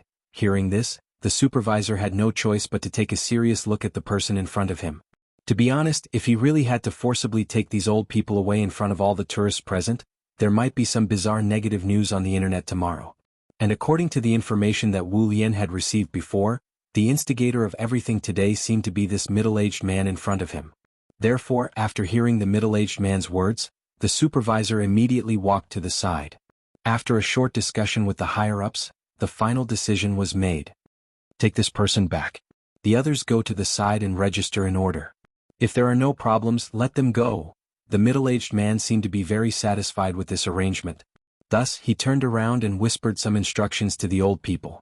Then he took the initiative to follow the supervisor into a bus not far away. Throughout the entire process, the old people present did not say a word. They all seemed to listen to the middle-aged man in front of them. Therefore, after the middle-aged man was taken away by Wu Lian, only a few old people could not suppress the sadness in their hearts and silently shed tears. On the bus. As usual, Wu Lian began to interrogate the middle-aged man. What's your name? Where are you from? Do you know what you've done today? Wu Lian had to treat this celestial being with caution. Therefore, once the man got on the bus, the operation personnel handcuffed him with special stainless steel handcuffs. My Taoist name is Yujing. Since I was born in Wuxia, then I'm from Wuxia. Is that how you answer? Speak human language. The investigator was very dissatisfied with the middle-aged man's attitude, so he pretended to be fierce and slammed the table. Seeing this, the middle-aged man was not offended at all. Instead, he chuckled and said, "Looking at your arrangements today, it seems like you're afraid that I'll do something evil here? You gathered people to spread religion and tried to mislead people. Isn't that evil? Is that so?" Ah. Hearing this, the middle-aged man who called himself Yu Jingzi suddenly shook his head and laughed. "I'm just following the will of the heavens. I don't seek selfish desires. I'm only doing this for the common people. Now that the golden age is coming, the ancient path is flourishing. Since the Wu Lian is the weapon of the country, how can we just block and expel them and forcefully cut off the path of cultivation? As the saying goes, it's better to lead than to block. What's the difference between such a forceful and foolish method and the tyranny of ancient times?" Hearing Yu Jingzi's words, the investigator was amused. "You know about the Wu Lian too? I almost thought that you've become stupid from cultivating in the mountains. Haha." There was no point in saying anything more. The middle-aged man was a proud man. Seeing the investigator's bad attitude, he shook his head lightly, closed his eyes and said nothing more. After all, he had done what he had to do. Even if the Wu Lian wanted to punish him, he would not have any complaints in his heart. A single spark could start a prairie fire. As the forerunner, he was the first to light this fire. Now it was time to see when this fire would burn.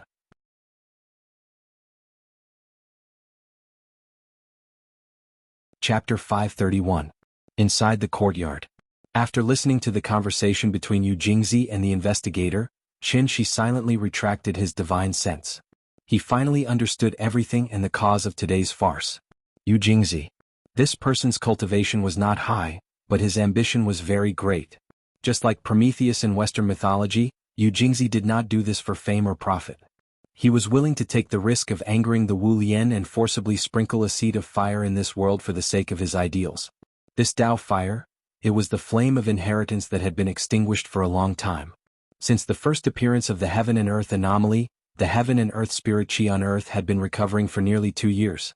2 years to Qin Shi was just a snap of the fingers. In addition, he was a fat otaku who never left the house, so he naturally did not pay too much attention to the many subtle changes in the outside world. So what if it was recovering? At his level, the spirit qi was no longer the only condition to improve one's cultivation. Therefore, after the initial shock and excitement, Qin Shi completely threw this matter to the back of his mind. Time flew by. Nianyan was already 7 years old. As long as 2 to 3 years had passed, many incomplete inheritances left behind from ancient times gradually flourished. What Yu Jingzi recited under the city tower today was an incomplete cultivation manual from ancient times. To Qin Shi, this cultivation method was so simple that it was almost crude. However, to ordinary people who had never come into contact with cultivation methods, this cultivation method was comparable to a priceless treasure. There were always geniuses in the world who were far superior to ordinary people.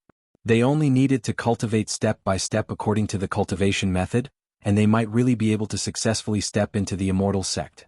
Qi refinement was just the beginning.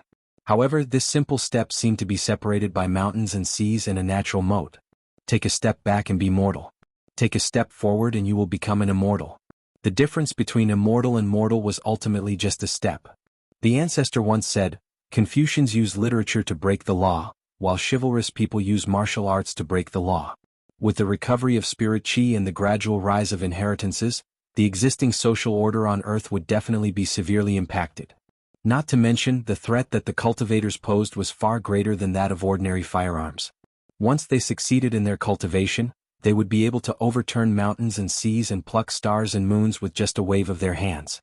They would be like human-shaped nuclear bombs walking on the streets. And when cultivators possessed such strength, who could guarantee that?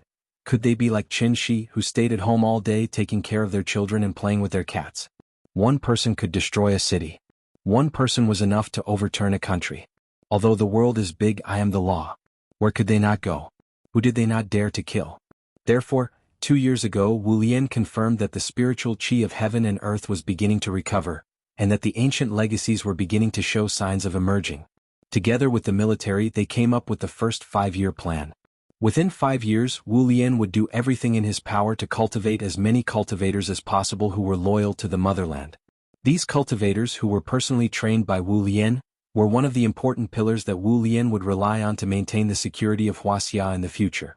In addition, Wu Lian strengthened their control over the cultivation world. For the cultivation legacies that had existed long before the spiritual qi recovery, Wu Lian mainly used coercion and enticement. While promising them all kinds of benefits, they also threatened them with nuclear bombs. Either they joined the Wu Lian or they waited for the nuclear bomb to be leveled. There was no room for negotiation. Otherwise, as time went on, once an existence that even nuclear weapons could not destroy appeared, Wu Lian would have to pay more than 100 times the price if they wanted to restrain these people. Using thunderous means to show the kindness of a bodhisattva. The Wu Lian was a powerful weapon of the country, not a dictatorial force. Since they could obtain all kinds of benefits out of thin air if they joined, even the most noble cultivator would think twice before refusing. Moreover, even a 1,000-year-old turtle like Jianghu was willing to join. In fact, it already showed that joining the Wu Lian was definitely a very wise decision. Therefore, after the first 5-year plan was proposed, Wu Lian successfully gathered most of the cultivation legacies in Wuxia. The plan went smoothly. In fact, as long as the first 5-year plan was successfully achieved, Wu Lian would consider opening the cultivation legacies to the public and take the initiative to take responsibility for promoting the development of the cultivation world. But it was a pity, not everyone could think from the perspective of the country. Therefore, no matter how good Wu Lian's plan was, it could not win everyone's approval. When the forest was big, there were naturally all kinds of birds. Perhaps these cultivators did not recognize their national identity from the beginning to the end. Although they were born and raised in Wuxia, they did not have the concept of a country in their hearts, so they could not understand the Wu Lian's actions. In ancient times there was no Wu Lian, but everyone cultivated well. How come after the Wu Lian ordinary people could not cultivate? Therefore, in the second year of the spiritual qi recovery, pioneers like Yu Jingzi, who had great ambitions and cared about the common people, stepped forward one after another. They believed that cultivation should be free and unrestrained, so they could not accept the Wu Lian's unified management model. What kind of bullsh*t country was this? Cultivation was one's own business. What did it have to do with the country? Since the Wu Lian wanted to suppress the cultivation legacies and prevent ordinary people from cultivating, these pioneers should bravely step forward and spread the cultivation fire seed for the world. A single spark could also start a prairie fire. Yu Jingzi was not the first and presumably would not be the last. But unlike other people who secretly preached, Yu Jingzi's thoughts were more extreme, and his style of doing things was more daring. How developed was the internet these days? As long as there was a farce, it would spread throughout the country almost instantly. Preaching under Tiananmen Square. Today's incident was so big that even the Wu Lian could not block and delete the related videos and audio immediately. Of course, after ordinary people saw it, they might just chuckle, click like, and then scroll down to watch another video. This was what most people did, but it was definitely not what everyone did. As long as 1 in 1,000 people was willing to carefully study what Yu Jingzi was talking about, then he would definitely be able to benefit from it. Since the fire seed had been thrown, the next step was to see when it could start a prairie fire. The world is going to change. In the courtyard, Qin Shi silently sighed. Then, as if he suddenly thought of something, he quickly got up and took out a laptop from his room. Don't forget, long before becoming an immortal cultivator, Qin Shi was also a diligent programmer, and the kind with excellent professional skills. Yo, it's been deleted so quickly?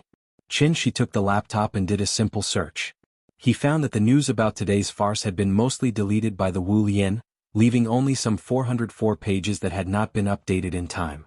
Therefore, he decisively used his specialty. After a series of fierce operations, he opened a slightly strange website on the laptop. Yu Jingzi, oh, it's here. The update of the information is quite timely, so this is the limit of this cultivation technique. Then what should I do after I reach foundation establishment? This kind of trash can be sold for 5 million? Are you kidding me? Kavenka cried. I'm so sorry, I really don't want to stop updating.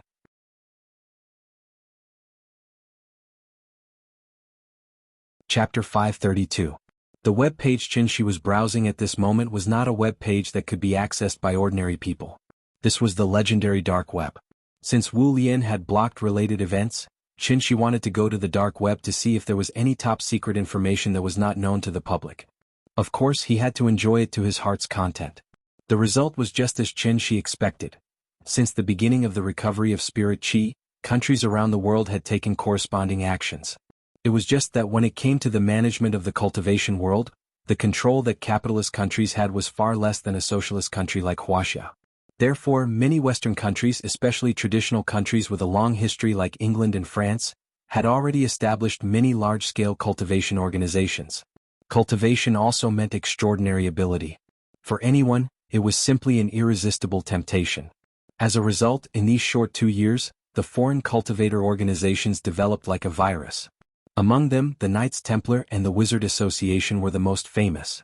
The website Qin Shi was browsing at this moment, Solomon, was the world's largest dark web built and operated by the Knights Templar. In addition to conventional firearms and opium transactions, one could also buy all kinds of unconventional goods, such as beautiful women, slaves, human heads, and even military aircraft, tanks, and cannons that could not be obtained through conventional channels could all be bought here.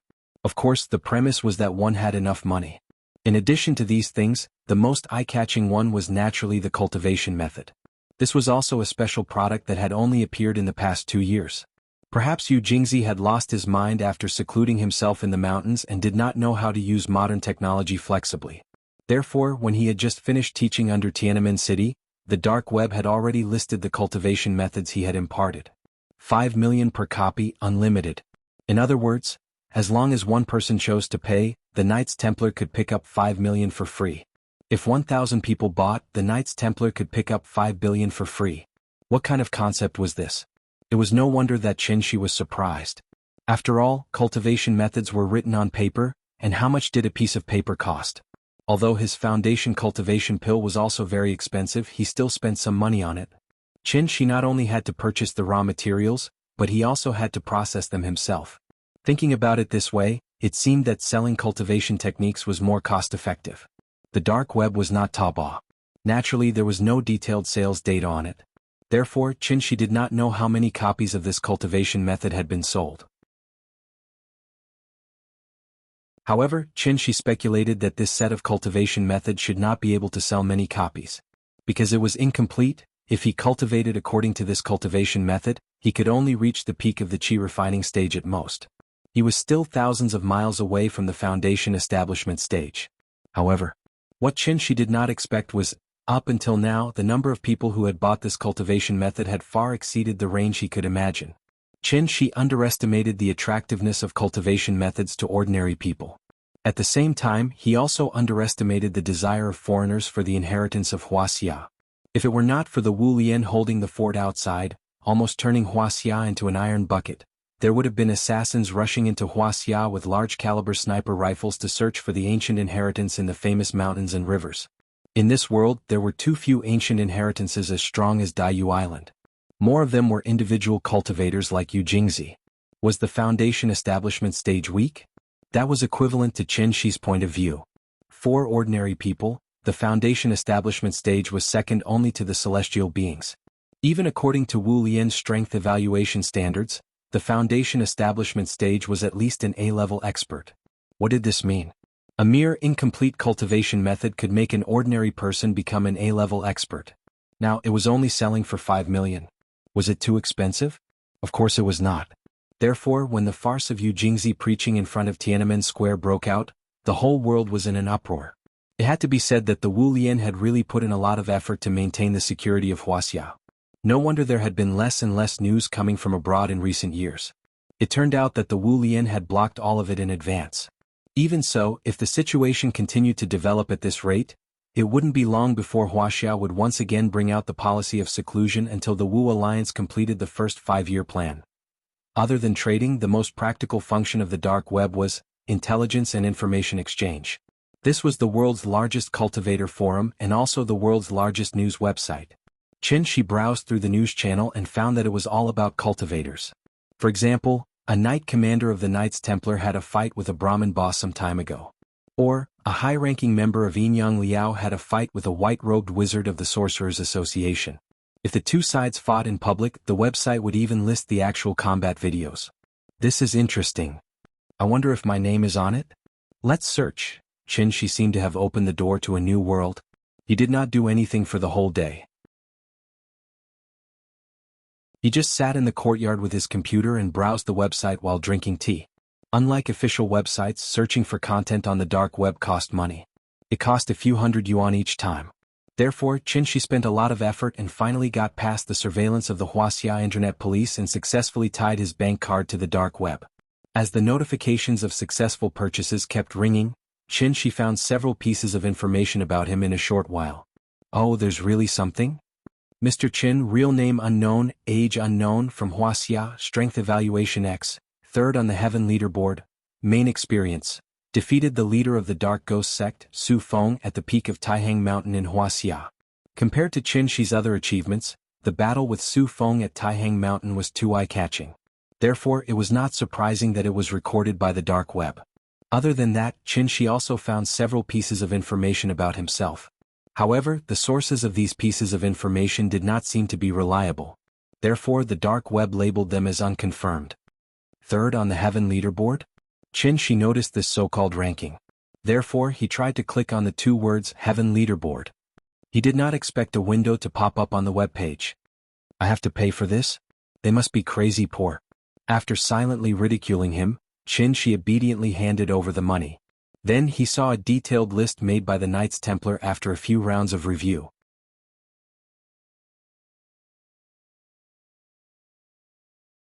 Chapter 533. Just like the status of the Forbes list in people's hearts, this strength list created by the Knights Templar had been unanimously recognized by almost all cultivators in the world since the moment it was released. Therefore, this list was also known as the Heaven List. The list recorded almost all the cultivators who had shown their prowess in various parts of the world. As long as a cultivator had fought in public, the Knights Templar would use this cultivator's battle record and cultivation base, as well as the evaluation of some more authoritative organizations such as the Wu Lian and Yinyang Liao. Finally, this cultivator would be listed on the Heaven List in order of strength. Just like the Forbes list, the Heaven List only had 500 names. Therefore, being listed on the Heaven List was the highest honor in the hearts of almost all cultivators. Qin Shi was also on the list and he was ranked in the top 3. Unlike the free information he had seen before, the information Qin Shi saw after he paid for it was more complete. Almost every name was followed by a few hundred or even a few thousand words of detailed information. Mr. Qin, real name unknown, age unknown, from Wuxia, strength evaluation X, ranked 3rd on the Heaven List. In addition to this free information, the notes column attached to the heaven list actually clearly recorded the reason why Qin Shi was able to sit in the top 3. Apart from the battle with Su Feng, Mr. Qin has not fought with anyone in public, so there is no way to know his specific cultivation base. According to reliable information obtained from within the Wu Lian, Mr. Qin should be recognized as the strongest person within the Wu Lian. There are even rumors that say that even Lin Tingfeng, who is currently ranked first on the heaven list, does not seem to have the confidence to beat Mr. Qin. Therefore, the Knights Templar combined all the information they currently have and made an exception to list Mr. Qin as the third on the heaven list. If there are any objections, you can go to Wuxia to find Mr. Qin and fight him. The Knights Templar are willing to follow you all the way and take the initiative to be the witnesses. Seeing this, Qin Shi could not help but shake his head and laugh. Why did they make it the same as by Xiaoxing's Jianghu weapon manual? If they did this, wouldn't that be encouraging the cultivators to fight crazily for a false reputation? Qin Shi didn't really care about his ranking. After he roughly browsed through the list, he found that this list wasn't very reliable. It was even a little too one-sided. Perhaps it was because the Wu Lian had blocked all relevant information, so even though Daiyu Island had joined the Wu Lian, there was no one with the surname Jiang on the heaven roll. If the heaven leaderboard was really as authoritative as imagined, how could there not be anyone with the surname Jiang on it? Even if Qin Shi was not included, Jiang Yin should still be number 1 on the heaven leaderboard. How could an ordinary person compare to an old tortoise that had lived for over 1,000 years? Thus, it was fine to just take a look at this list, but one must not take it seriously. Lin Tingfeng? First on the heaven leaderboard? Although Qin Shi didn't really care about this list, he still subconsciously clicked on the detailed introduction of the number 1 on the heaven leaderboard. It was just like how everyone knew that the world's highest peak was Mount Everest, but very few people knew that the world's second highest peak was Chogori Peak. This was human nature, and Qin Shi was no exception. Therefore, the number 1 on the heaven leaderboard was really quite eye-catching. As the current number 1 on the heaven leaderboard, Lin Tingfeng was not only one of the founders of the Wu Lian, but also one of the 3 divine pillars of Wuxia. The so-called 3 divine pillars were actually the 3 giants of the Wu Lian.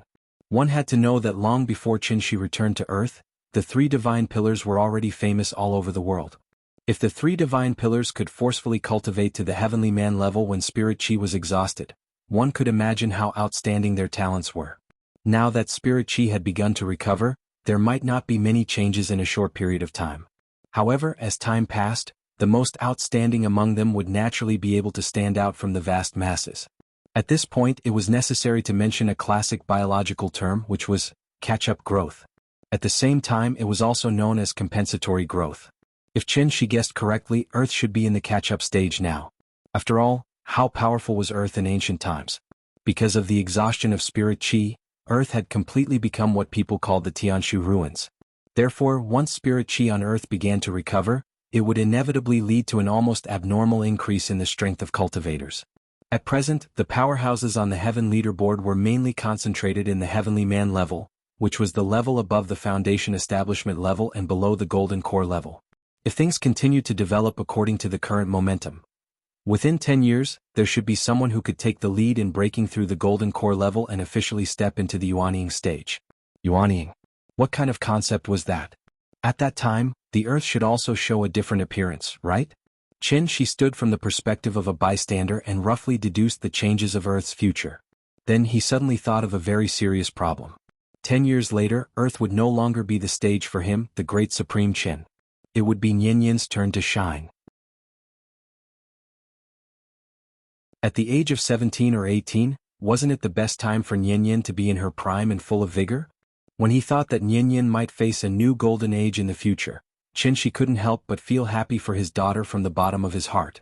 At least, she didn't have to be like her father, who had to wander around for most of his life and go through untold hardships before finally finding the goal that he had been pursuing all his life. Wasn't that right? People often said that after having children, they would understand how difficult it was to be a parent. Family was always an endless topic, but parents were still the ones who contributed the most and received the least in return. Flowers could bloom again, but there was no youth in life. In the blink of an eye, time passed quickly. 2 years quietly slipped away just like that. Nianyin was 9 years old. During this time, she skipped another grade from the 4th grade to the 5th grade. Therefore, not long after her 9th birthday, Nianyin officially ushered in her last summer vacation in elementary school. When school started again next time, she would be a 6th grade student. Did time pass quickly? No, not at all. Because after having children, we will find that time becomes worthless at all. After sending the child to school in the morning, in the blink of an eye, we have to wait patiently at the school gate for the child to finish school. Every day we have to care about the child's food and clothing as well as the child's mental health. In addition to accompanying the child to eat, play and chat, we have to constantly urge the child to study hard. Just like the lyrics of the song, "The magic of love spins in circles, thinking of you makes my heart bloom night and day," it was just that the song here was not about love but about family. From the moment the child was born, the child officially became the axis of the entire family, so parents had to revolve around the child every day. Early in the morning, after Nian had breakfast, she imitated Qin Shi and brought out a rocking chair from the house. Then the father and daughter each held a large fan and lay in the chair leisurely fanning themselves. "Dad, you said, this time if I get first place in the grade again, you will take me to ride a horse. When are we going?" Nian leaned on the chair and poked Qin Shi with the fan. After that, a look of anticipation appeared on her face. Sure enough, Dad would never let her down, just as she would not let Dad down. "Okay, when do you want to go?" "I think the weather today is pretty good, how about today? But you have to go back to the room and change your clothes. Don't wear a skirt, it's inconvenient." Hearing this, Nian's eyes suddenly lit up. She quickly jumped off the chair excitedly, then grabbed Qin Shi's hand and tried to pull him up from the chair. "Dad is so nice."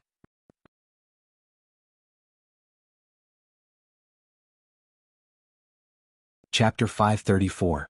Presumably, every parent knew that their children changed their clothes very quickly. Although Nian had not yet entered puberty, her height was still steadily increasing at a rate of 5 centimeters per year. Just after her 9th birthday, Nian's height had already reached 135 centimeters, so even if she skipped 2 grades, she was not considered too short in the 6th grade. Her height was growing very quickly, so naturally she was wearing more and more clothes. Little brat. No, she should be called a little brat now. Perhaps she inherited her mother's aesthetic preference, so Nian was now more and more fond of wearing plain colors and simpler styles. Those colorful princess dresses had actually disappeared from her wardrobe for a long time. Qin Ruoying's face shape leaned towards an oval face. Since Nian inherited all of her mother's advantages, now that she was 9 years old, her face naturally lost some of the baby fat that was unique to children. Instead, she had a trace of a young girl's bright appearance. She was wearing a pure white dress with a simple ponytail on her head, coupled with her big bright eyes and the smile that was always on her face. If she put on some light makeup, she could simply be a Taobao children's clothing model. Hello, children's clothing model? But then again, it didn't seem like a good thing for a girl to be too beautiful. For example, Qin Shi's mood was very complicated now. From the perspective of a father, Qin Shi naturally hoped that his daughter was as beautiful as possible. But when his daughter really grew up, there would be passers-by who couldn't help but pick up their phones to secretly take pictures every day. Qin Shi's mood became heavier and heavier.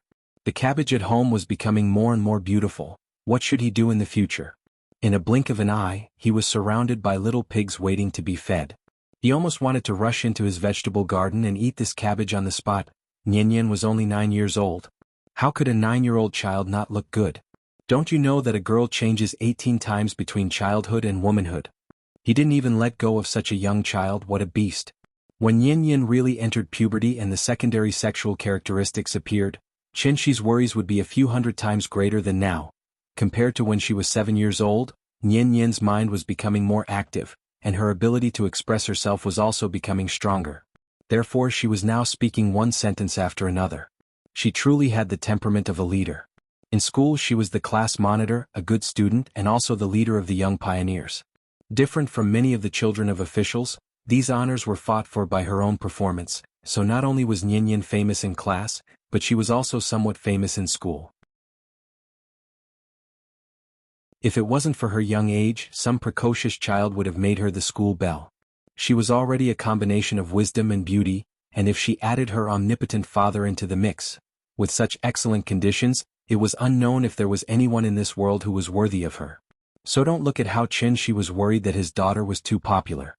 Maybe in another 20 years he, as a father, would have to personally travel thousands of miles in the divine continent just to find a good partner for his daughter.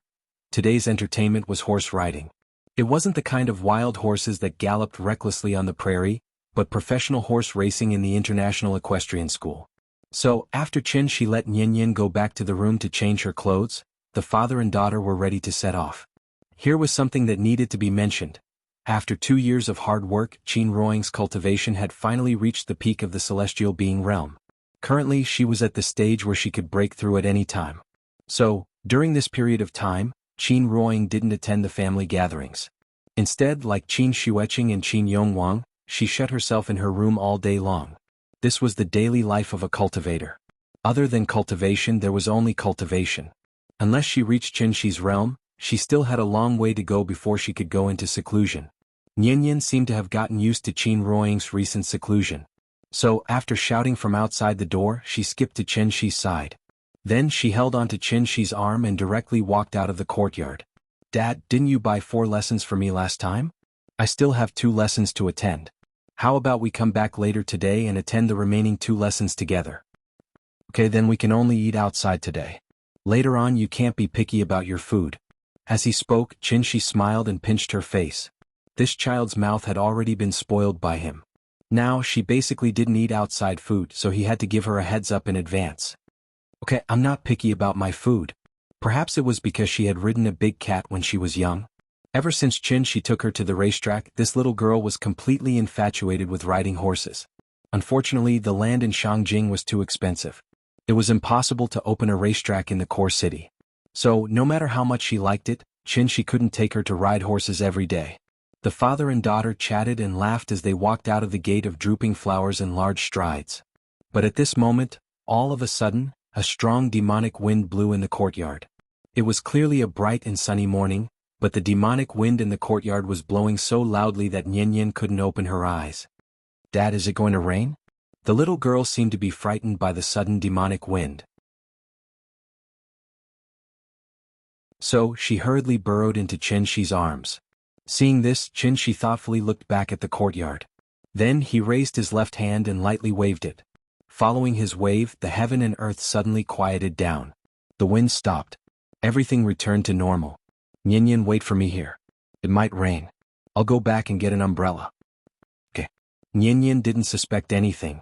After nodding her head honestly, she obediently stood under the eaves and waited for Qin Shi to go get an umbrella. Qin Shi smiled and patted her head. Then he turned and walked into the courtyard. Then a familiar figure appeared in front of Qin Shi again. "Oh, you broke through? Congratulations." Like Qin Ruoying, Qin Xueqing had been in seclusion during this time.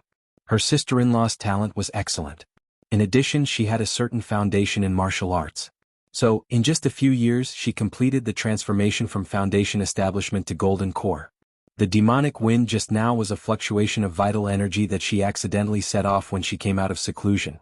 After not seeing her for 2 years, her sister-in-law was still elegant. So, when she saw Qin Shi, the smile on her face suddenly turned cold. "It's been 2 years. You lied to me in seclusion just to delay for 2 more years?"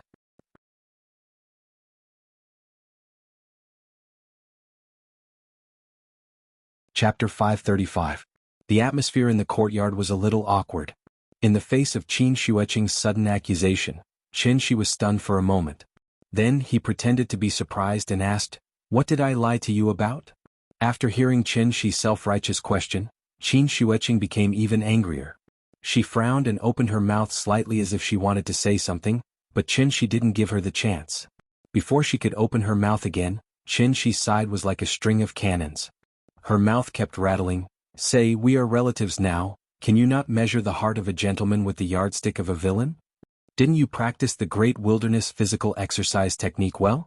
Why don't you recognize me now? Look at you now, ice skin, jade bones and jade body are at the initial stage. You can block the attack of an ordinary Dharma treasure with just your physical body. What else are you not satisfied with? If you're still not satisfied, you can continue to practice. When you practice this technique to the highest level, you might be able to shatter the void with your physical body and step into the void realm in a whole new way."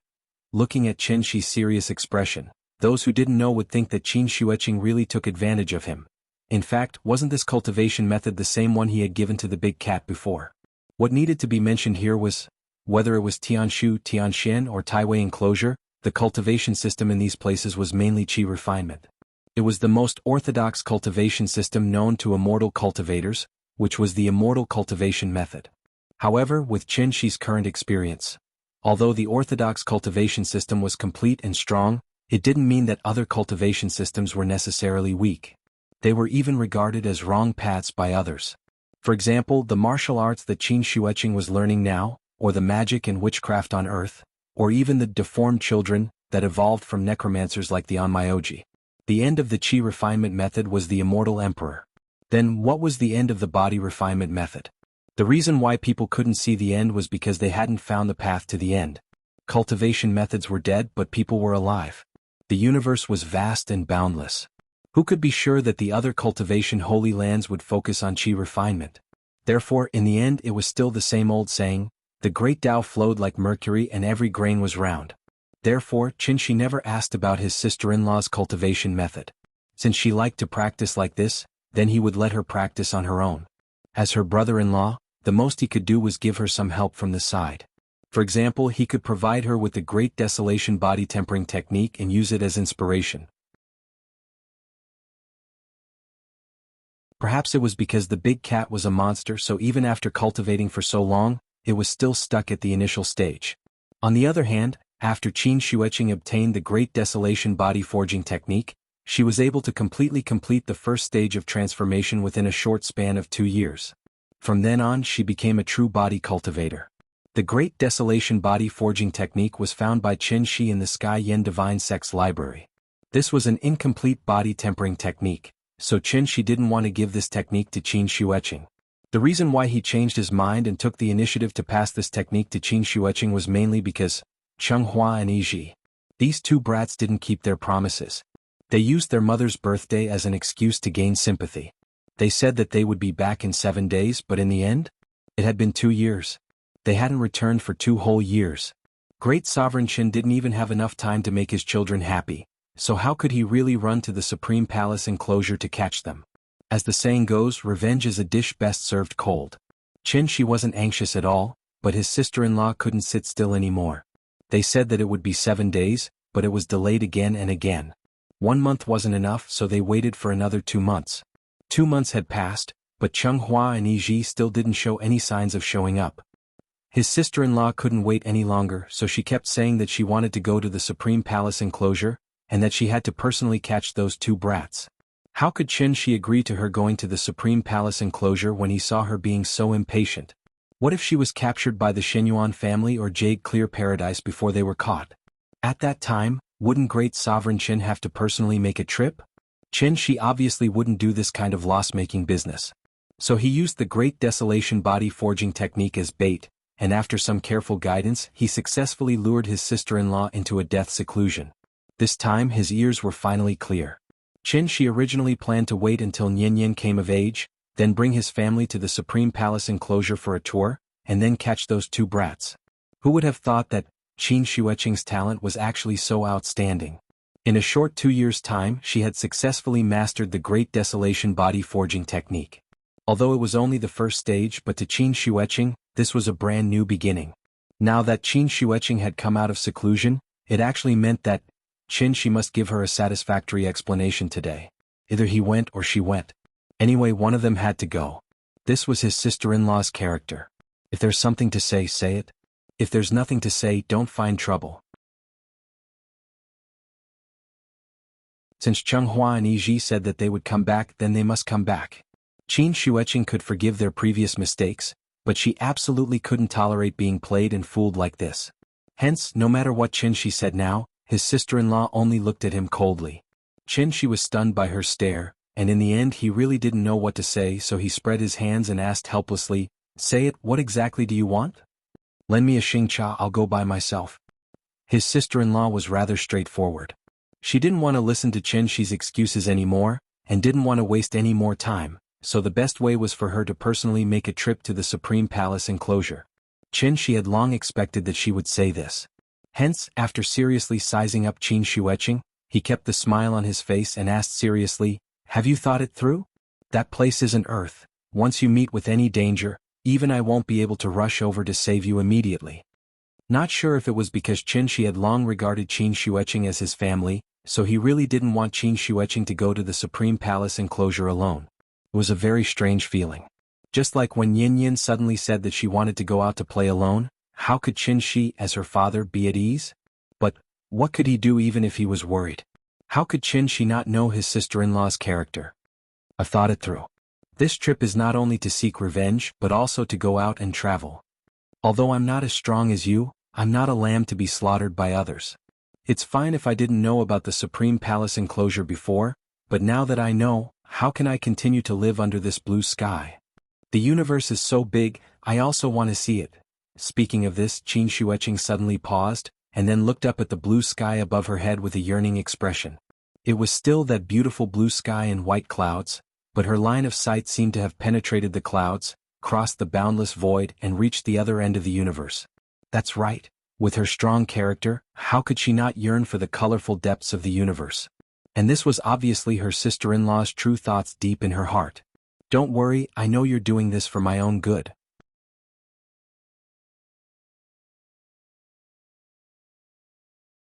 Chapter 536. I know you are doing this for my own good. Maybe it was the reluctance to part, so Qin Shueqing's face showed a gentle and sweet smile for the first time. She stood in the middle of the yard, but Yingying's smile gave people a warm feeling like the winter snow had melted and spring had returned.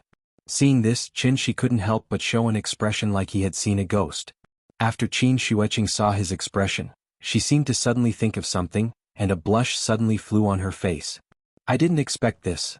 The sister-in-law who had always considered herself a tigress actually showed such a shy little girl's attitude in private.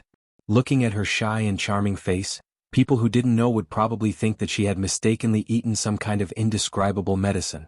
With Qin Shi's understanding of Qin Shueqing, if the atmosphere continued to be awkward at this time, this girl might turn hostile on the spot. Therefore, Qin Shi didn't say anything more. After a light cough, he took out something from his arms and handed it to Qin Shueqing. This was Chenghua's Sumeru mustard seed bag, but it was already his. In addition to a xingcha that was improved by Qin Shi, there were also the spirit stones left by Yi Ji, as well as some defensive magic weapons and medicinal materials. For Qin Shi, these things were not valuable at all, and they were not even as practical as yuan. But for Qin Shueqing, these things were like the novice equipment that came with the system, and they were also necessary for her to enter the martial arts world. The imprint of these things has been erased by me. As long as you drip a drop of blood on them, you can use them freely. The journey to the Supreme Palace enclosure is long. Once you encounter any danger, even I can't come to save you immediately, so you have to remember that you must be careful on this trip. When I went to the Supreme Palace enclosure earlier, I'd made a few friends there. If you really encounter any danger, then it's best that you don't try to be brave and directly report my name. Perhaps you'll be able to scare them. By the way, aren't the first and second on the Heaven Leaderboard members from Wu Lian? Why don't you bring them with you? Isn't it better to have more people to take care of one another?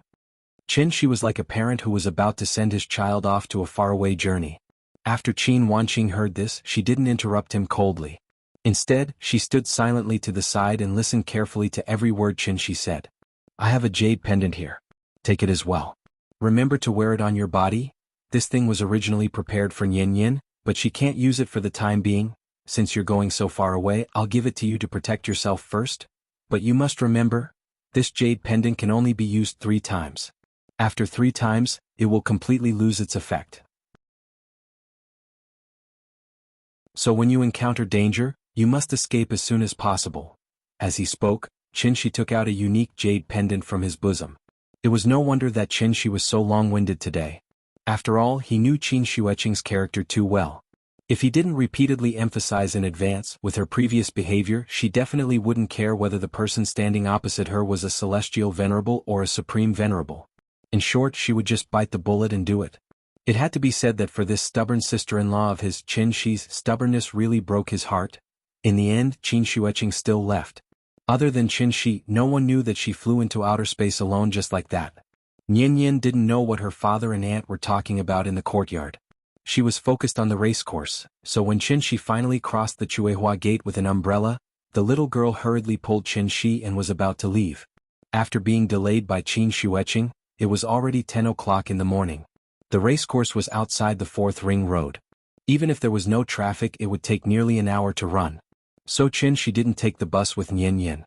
Instead, he took out his phone and called for a Didi taxi. The father and daughter stood by the roadside, bored to death, waiting for a taxi. At this time, a girl with a lot of flyers in her hand suddenly came to them. Hello sir, your daughter is so cute. I wonder if you have signed her up for a martial arts training class? Hearing this, Qin turned his head and looked at the girl. She was about 18 or 19 years old. She should be a part-time college student. Sorry, she's not interested in these. Qin politely refused. However, the girl saw that Nian didn't participate in any martial arts training class, so she mustered up the courage and continued to introduce to Qin, Sir, it's like this. Our martial arts training class has just opened and is currently holding a membership top-up event. Your daughter should still be in elementary school, right? Her age is a good time to learn martial arts. Do you want to know more about it? Our martial arts training class has a strong teaching staff. The head coach has won a national competition. If you send your daughter to our class, she will definitely become a qualified martial artist in the future. Sorry, we're really not interested. Oh, okay, sorry to bother you. The girl left with a disappointed face. From beginning to end, Nian didn't say a word because she was already used to it. Just like the popular swimming and fitness 2 years ago, for some reason, there was a sudden martial arts craze in the country in the past 2 years. With the slogan of strengthening the body and retaining one's youth, this martial arts craze was extremely fierce. Whether it was a small city or a big city like Shangjing, there was a martial arts training class near every residential area. The low-end ones were called martial arts training classes, and the high-end ones were called martial arts halls. The number was almost comparable to internet cafes. Speaking of this, I have to first mention a past event that people born in the 90s and the aughts might not know much about. In the 1980s, there was a Qigong craze in the country. From military commanders, national defense experts, and academicians of the Chinese Academy of Sciences to ignorant old people and young children, almost everyone was learning Qigong and believed in it without a doubt. Speaking of which, this wasn't a shameful thing. Because when Qigong was popular in Wuxia, the theory of telepathy was also popular in Western countries. At that time, there was no 4G network and there were no Weibo videos. Therefore, only people who experienced it personally knew how exaggerated the Qigong craze was. In the blink of an eye, 40 years had passed. Society was constantly developing, and humans were constantly improving. Looking back, some people might think that people in the past were too stupid and ignorant. How could they believe in something as unreliable as Qigong? People had such doubts, it meant that they didn't know. The eye exercise was actually a product of the Qigong craze, and it had been passed down to this day. And the original name of this famous set of eye health exercises was Clear Eye Qigong Exercise.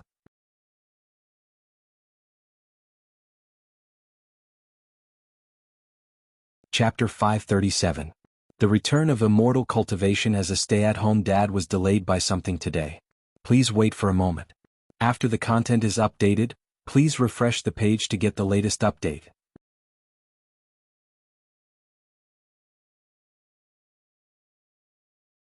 Chapter 538. Throughout human history, whenever a particular trend arose at a particular time, this trend would inevitably sweep across the entire country in a very short period of time. Therefore, under the influence of the Wu Lian in secret, coupled with the support of the mainstream media, Wuxia immediately set off a huge wave of martial arts practice. Under the banner of strengthening the body, retaining youth, and lightening the body, countless martial arts training classes sprung up like bamboo shoots after a spring rain and gradually replaced the extremely popular gyms from 2 years ago. Martial arts and dancing were different. It not only had the effect of exercising the body, but also had the effect of self-defense. Therefore, as soon as the martial arts trend arose, many delicate little girls took the lead and became the main students in the martial arts halls. Moreover, unlike the Qigong craze 40 years ago, the Wu Lian brought out something really useful this time. What needed to be understood here was, martial arts had training methods and fighting methods. Training methods were often said to be flowery and impractical, but fighting methods were the real application of actual combat. The Arhat fist that was widely circulated in society today was no longer a training method, but a real fighting method. Therefore, after ordinary people learned it, they could also fight to a certain extent. It was very obvious that this Arhat fist came from the Wu Lian.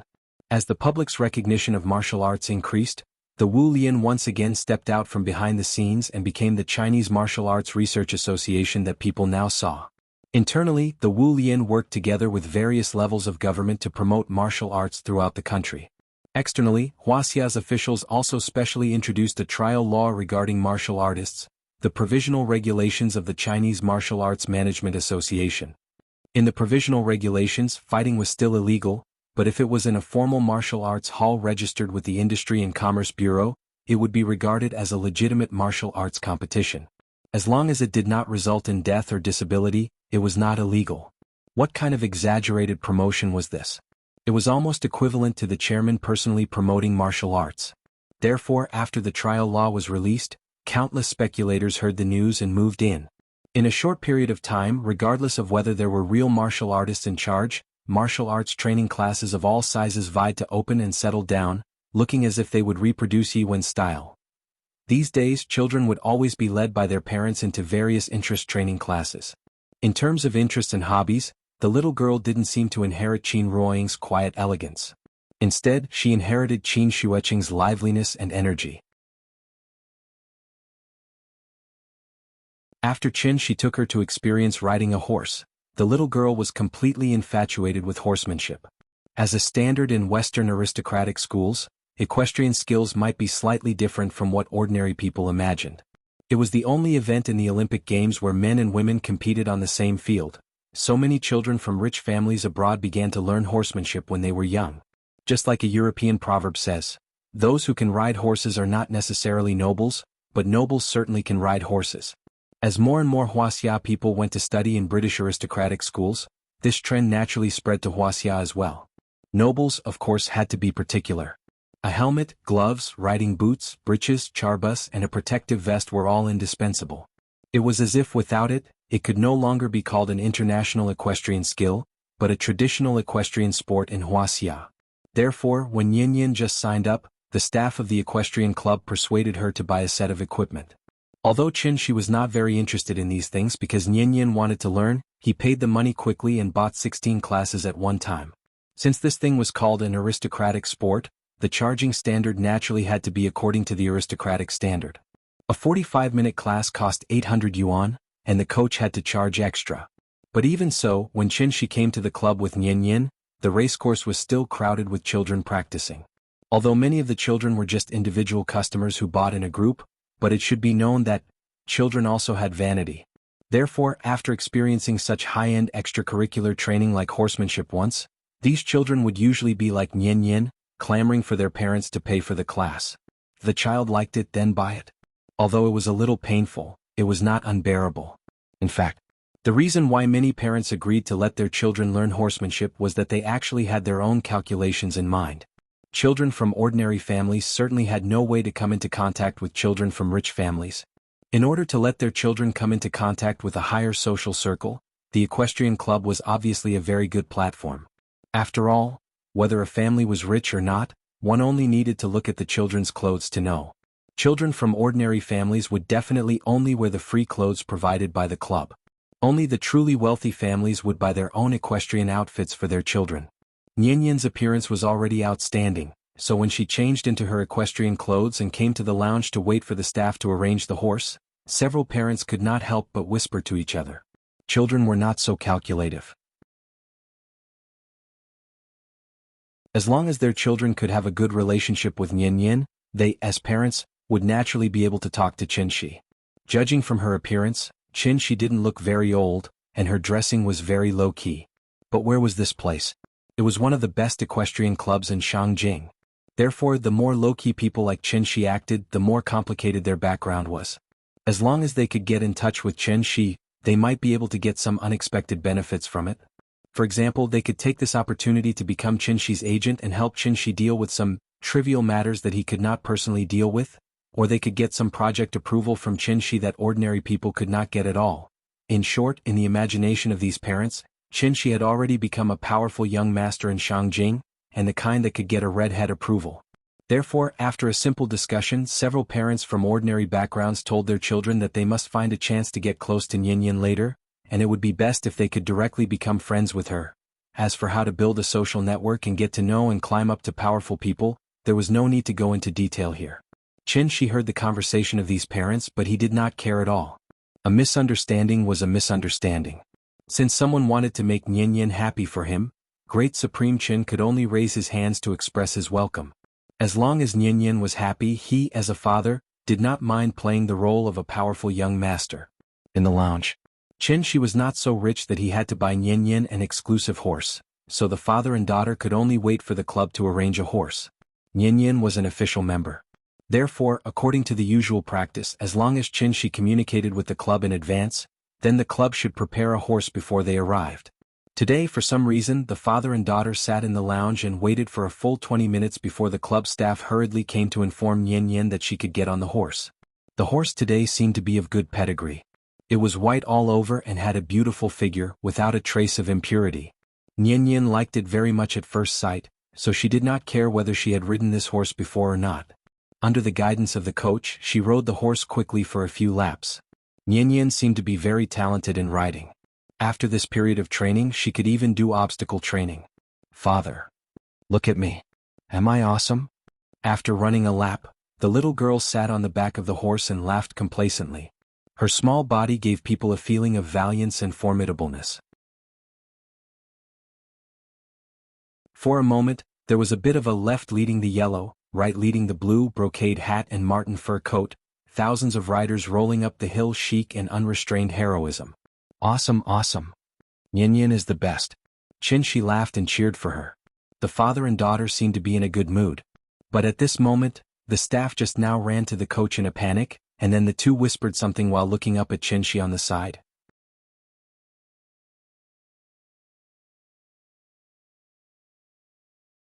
Chapter 539.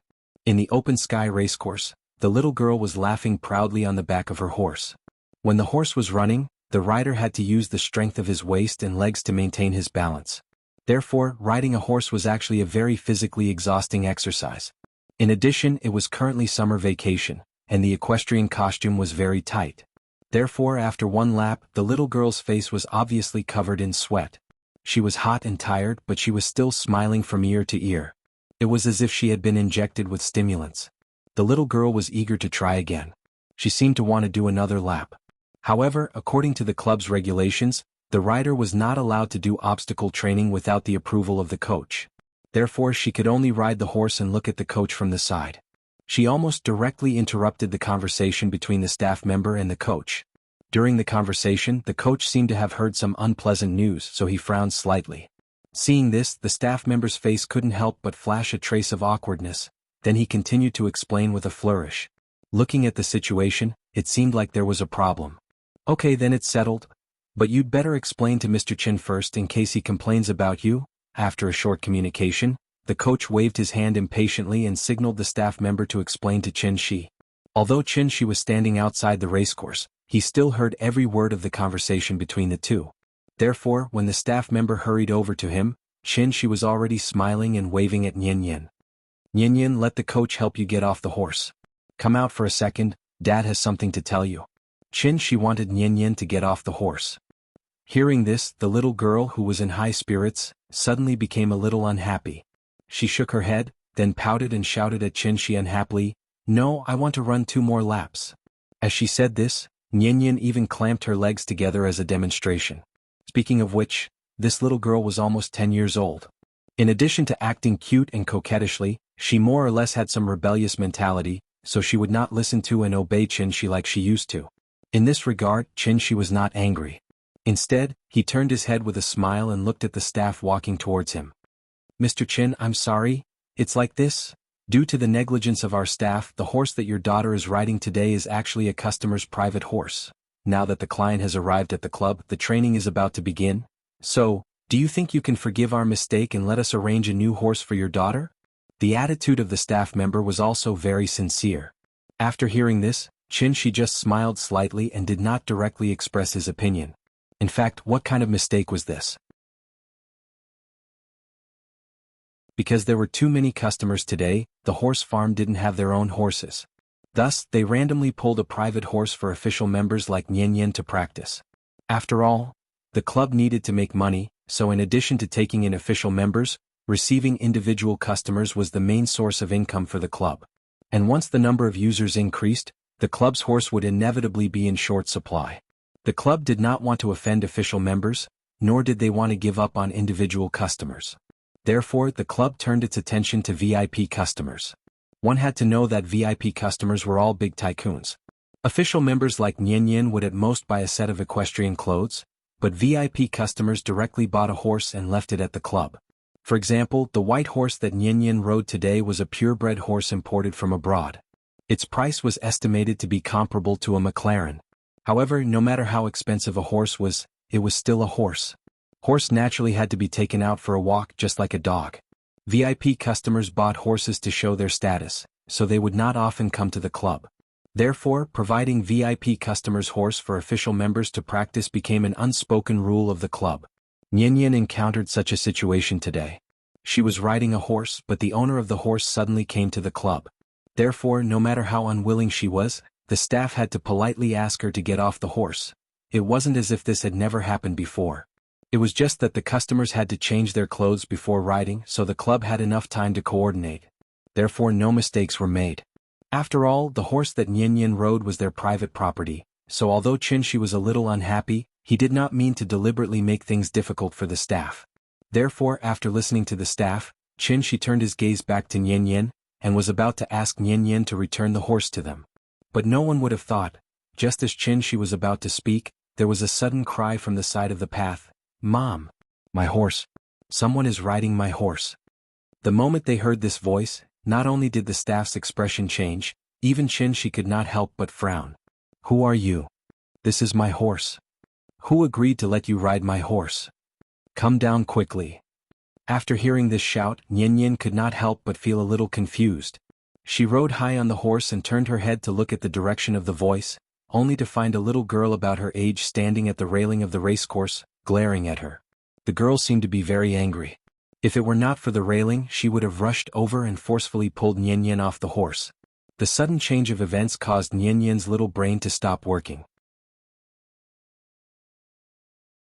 She sat on the horse in a daze, and before she could react, the coach beside her hurriedly came to her side and signaled for her to come down quickly. "I'm not coming down." Seeing that the coach seemed to want to forcefully carry her down, Nian was a little unhappy. She immediately pouted, turned her head and shouted at Qin, "Dad, I haven't played enough. Can you let me play for a while more?" Children did not understand the filth between adults. She had not played enough, so of course she would stay on the horse and refuse to come down. For a moment the situation was a little awkward. Seeing that Nian still refused to come down, the little girl by the railing suddenly blushed, as if she had been provoked by something, and could not help but burst into tears. "Mom, Mom, Mom!" Outside the racecourse, the little girl wailed loudly. Seeing her so pitiful and helpless, Qin could not bear to see her like this. Hence, he did not spoil Nian anymore, and directly went forward to carry Nian down from the horse.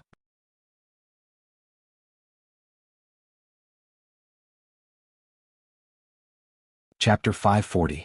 Nian was a good student from the capital-affiliated primary school. Although when she stayed by Qin's side, it was inevitable that she would throw a little tantrum, but her worldview was still very correct. As a matter of fact, after seeing the girl suddenly cry, Nian immediately stopped talking and sat silently on the horse's back. Even when Qin wanted to carry her down, she didn't resist. "Dad, I didn't bully her." The little girl felt wronged.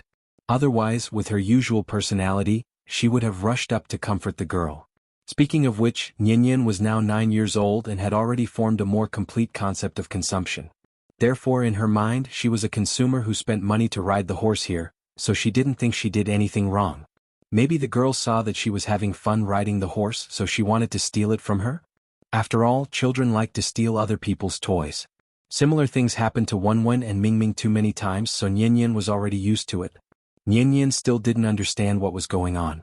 Qin comforted her in a low voice, then held her hand and stood aside, silently waiting for the other party's parents to come. The child was crying very loudly. It was not an exaggeration to say that she was wailing. Therefore, not long after she started crying, a well-dressed lady ran over from the other side of the path. After hearing her daughter's crying, the lady ran over in her high heels. Perhaps it was because she paid a lot of attention to maintaining her appearance, so it was impossible to tell the woman's true age from her appearance. "Nanan, what's going on? Who bullied you? Come on, don't cry. Mommy will help you." With the comfort of the lady, the little girl finally stopped crying. Then she angrily pointed at Nian and said, "It's her. She rode my Snow White without my permission." Perhaps it was because she had watched too many cartoons, but this white horse held a very high position in the little girl's heart. Therefore, she could not accept anyone else riding her white horse other than herself. "Hey, what's wrong with you guys? Don't you know who this horse belongs to? Who are they? A professional coach? Or a paramedic? Who agreed to let them ride up? I pay hundreds of thousands of dollars a year to your club, and this is how you take care of my horses? Don't you know how expensive my horse is? Hurry up and ask your manager to give me an explanation. The cause of this incident was very simple.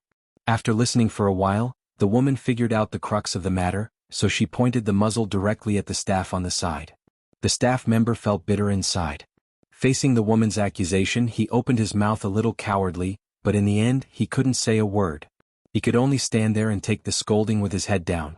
In fact, this kind of mistake was not easy to make. This was because whenever the private horse of a big client arrived at the club, the staff would carefully observe it for a period of time. Only after confirming that these big clients rarely came to the racecourse would they list the horse as a spare tire. The horse had been in the club for more than half a year, but the owner had never ridden it. Today they had pulled it out for Nian to ride for a while, but they didn't expect that something would happen. As the owner of the horse, the little girl's age was about the same as Nian's, so she could only come to the racecourse to practice during the holidays. She was a child, so naturally she couldn't be like adults and pay attention to formalities.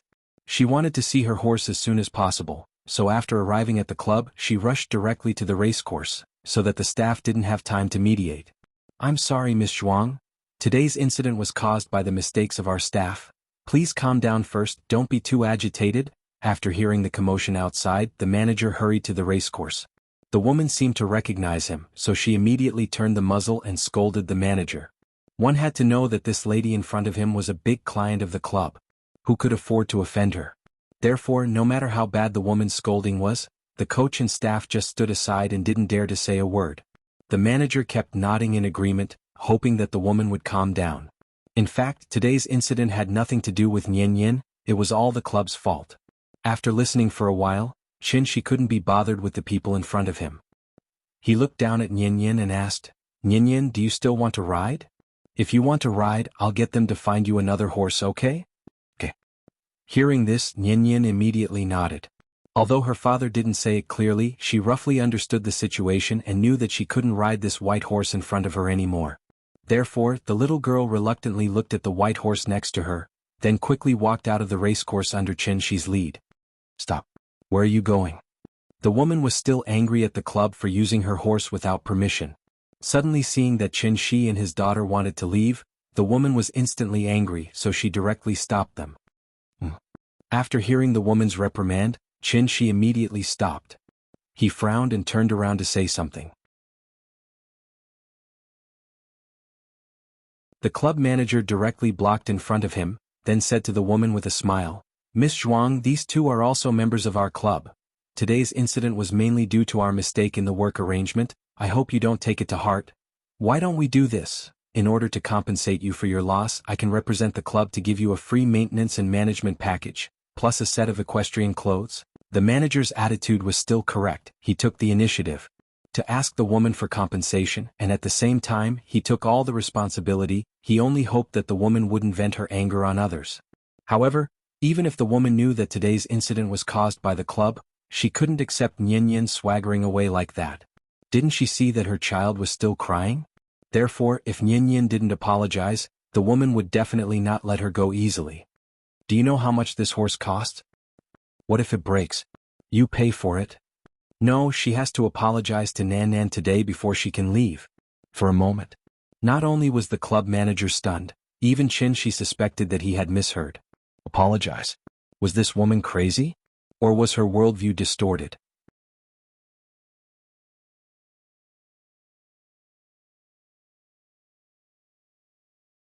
Chapter 541. Apologize. After hearing the woman's righteous request, Shi couldn't help but be stunned for a moment. Then he couldn't help but shake his head and laugh. Did I hear wrongly? Seeing Shi's completely unrepentant appearance, the woman suddenly couldn't help but get angry. So, she immediately turned her gun and aimed it at Shi. She seemed to have reason and evidence to back it up. What, is there a problem? Is it so hard to say sorry? Your child is about the same age as my Nan. As a parent, haven't you taught her that she needs to have basic manners when interacting with others? This horse was originally bought for Nan as a birthday gift. Normally even I, as her mother, can't ride it, let alone strangers like you. Your daughter rode Nanan's horse without Nanan's permission. Do you think this kind of behavior is any different from stealing? After hearing this, Qin couldn't help but frown deeper. He opened his mouth and wanted to refute the woman's point of view, but the woman didn't give him a chance to speak. She continued, "Of course you can also push the blame to the club. Then I want to ask you in return, someone handed you a knife. After you kill someone, can you push the blame to the person who handed you the knife? May I ask which law stipulates this?" After hearing the woman's words, Qin was suddenly angered by her and laughed. In this life he could be considered to have lived for hundreds of years. He had come into contact with unreasonable people, but he had never seen someone who could be so unreasonable to this extent. Was this a crosstalk? If it weren't for the fact that the other party was a woman, Qin would have taken Yin and left. What are you laughing at? Do you think I said something wrong? Also, I'm not a petty person. I don't have the leisure to argue with a child. I just hope that as a parent, you can understand that educating a child is not a very easy thing to do. There's a good saying, if you make a mistake you have to admit it. If you are beaten you have to stand upright. The reason why I want her to apologize to Nanan is to help your child establish a correct sense of right and wrong.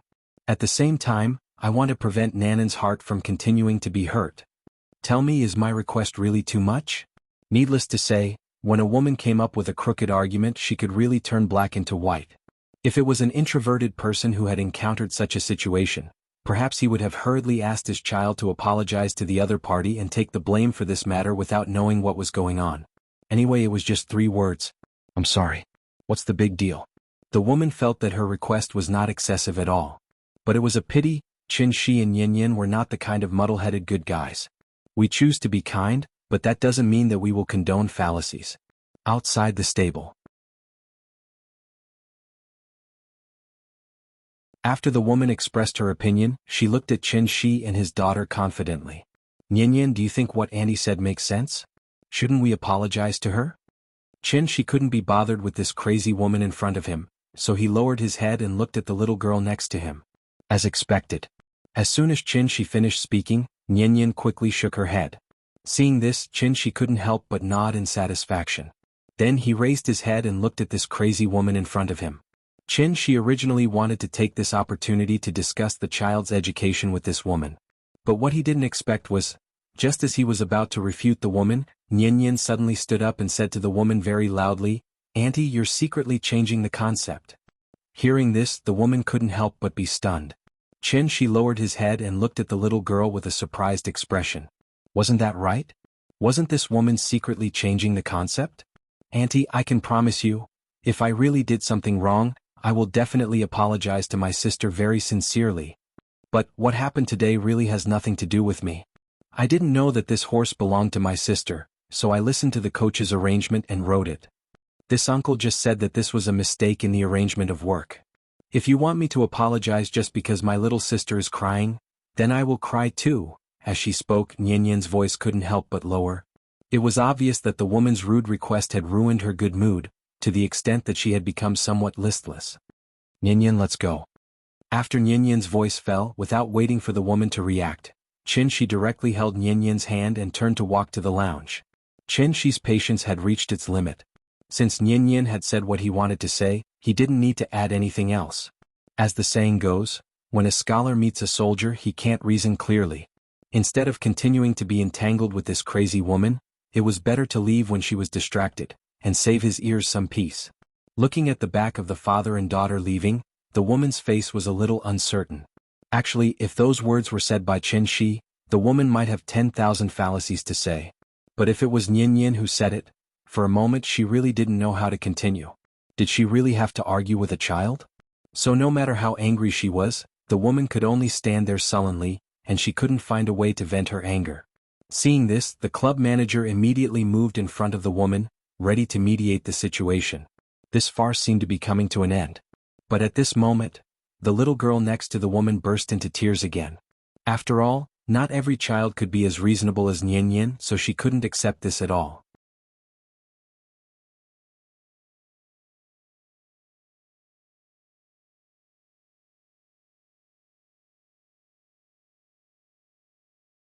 Chapter 542. Unlike other emerging industries, the moment the martial arts craze arose, it received all kinds of support from the government, both overt and covert. In just 2 short years, the martial arts club relied on the most basic functions of strengthening the body and retaining beauty to successfully replace the fitness industry. At the same time, it also indirectly squeezed out the survival space of the security industry. Now that the trend of practicing martial arts was becoming more and more intense, everyone knew a few practical moves, and social security naturally became a big problem on the table of all levels of government. As the saying goes, where there is a demand, there is a market. Since the market demand was so huge, many large martial arts clubs took advantage of the situation to launch private bodyguard services. At the same time, they also established a cooperative relationship with the Public Security Bureau to assist the police in handling cases in a way similar to the auxiliary police. The Abiao that the woman mentioned was the private bodyguard she hired from the Beijing Martial Arts Club some time ago. Since the rich were willing to buy a horse for their daughter to play with, why would they scrimp on security issues? Therefore, the moment the woman finished speaking, a burly man in a tang suit quickly walked toward Chen Shi and his daughter. Black suits were no longer popular nowadays. Tang suits and Han costumes were the current trend, and at the same time, it was also the standard for martial artists. This was because only martial artists who registered with the Wu Lian would wear a special Wu Lian symbol on their chest to confirm their identity as martial artists. Just like the police uniform, the Wu Lian symbol was absolutely not allowed to be impersonated. Therefore, as long as someone was wearing a Tang suit with a Wu Lian symbol on his chest, that person must be a powerful martial artist, and the kind who could fight 100 people alone. Sir, please wait. Abiao was burly and had dark skin. At first glance, one could tell that he was the kind of martial artist who often trained hard under the sun. Although he had tried his best to restrain himself, his fierce temperament still frightened the club manager next to him. Miss Zhuang, this. The club manager wanted to stand up and smooth things over. But before he could finish speaking, the woman had already said coldly, "Don't worry, I am a person of status. How can I make things difficult for them for no reason? As long as they bow their heads and apologize to Nan, then I will pretend that today's incident never happened. My request." At this point, the woman suddenly paused. Then she looked at the manager and asked, "It's not too much, right?" Hearing this, the manager could only squeeze out a bitter smile.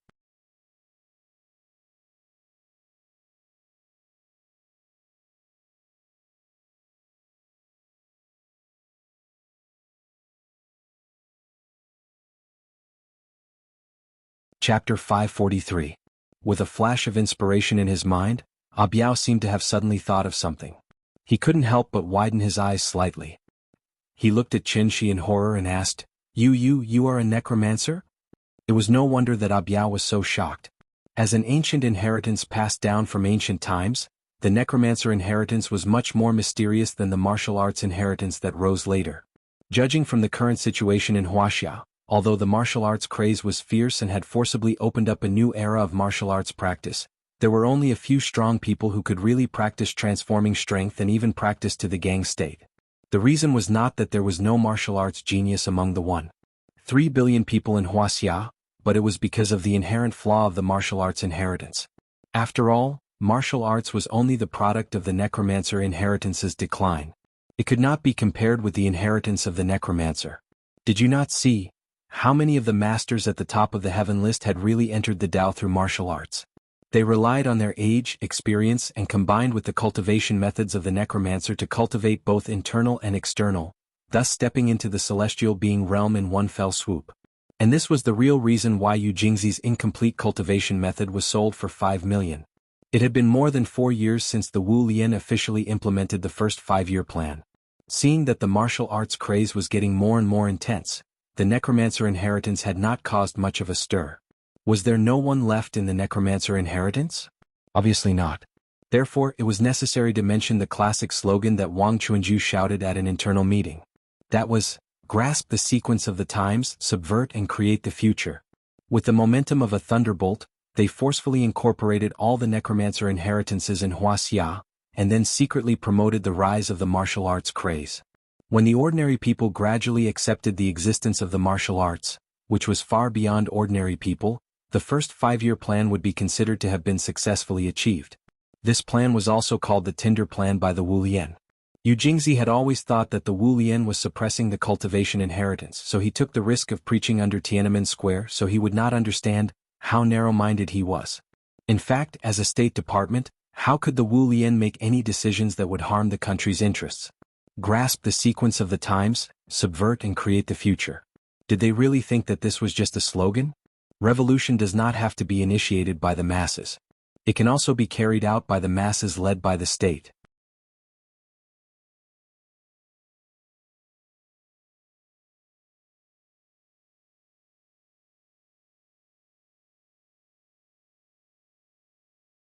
Perhaps it was because she could not accept the fact that Biao knelt in front of Chen Shi. In a moment of anger, the woman could no longer maintain her usual elegance. So much so that she directly swore in front of everyone. As the boss, the woman obviously had the right to criticize her bodyguard. But what she did not expect was, after hearing her scolding, Biao changed his usual reserved image and said to her with a serious face, "Boss, this is the last time I'm calling you boss. In the past, because of my identity, there were some words that I could not say. Today's incident left a deep impression on me. I hope it can inspire you. What's right is right and what's wrong is wrong. You shouldn't only look at things from your own point of view. This is not good. It's really not good." Speaking of this, Biao suddenly looked at the woman deeply. "You're lucky this time, I'm also lucky. I don't think there will be a next time." After saying this, Biao did not care whether the woman could understand or not. After saluting her politely, Biao turned around and walked straight to the club's door. "You." The woman was stunned for a long time. After seeing that Biao had walked far away, she stomped her foot and could not help but curse, "Bastard! Just you wait. I'm not done with you."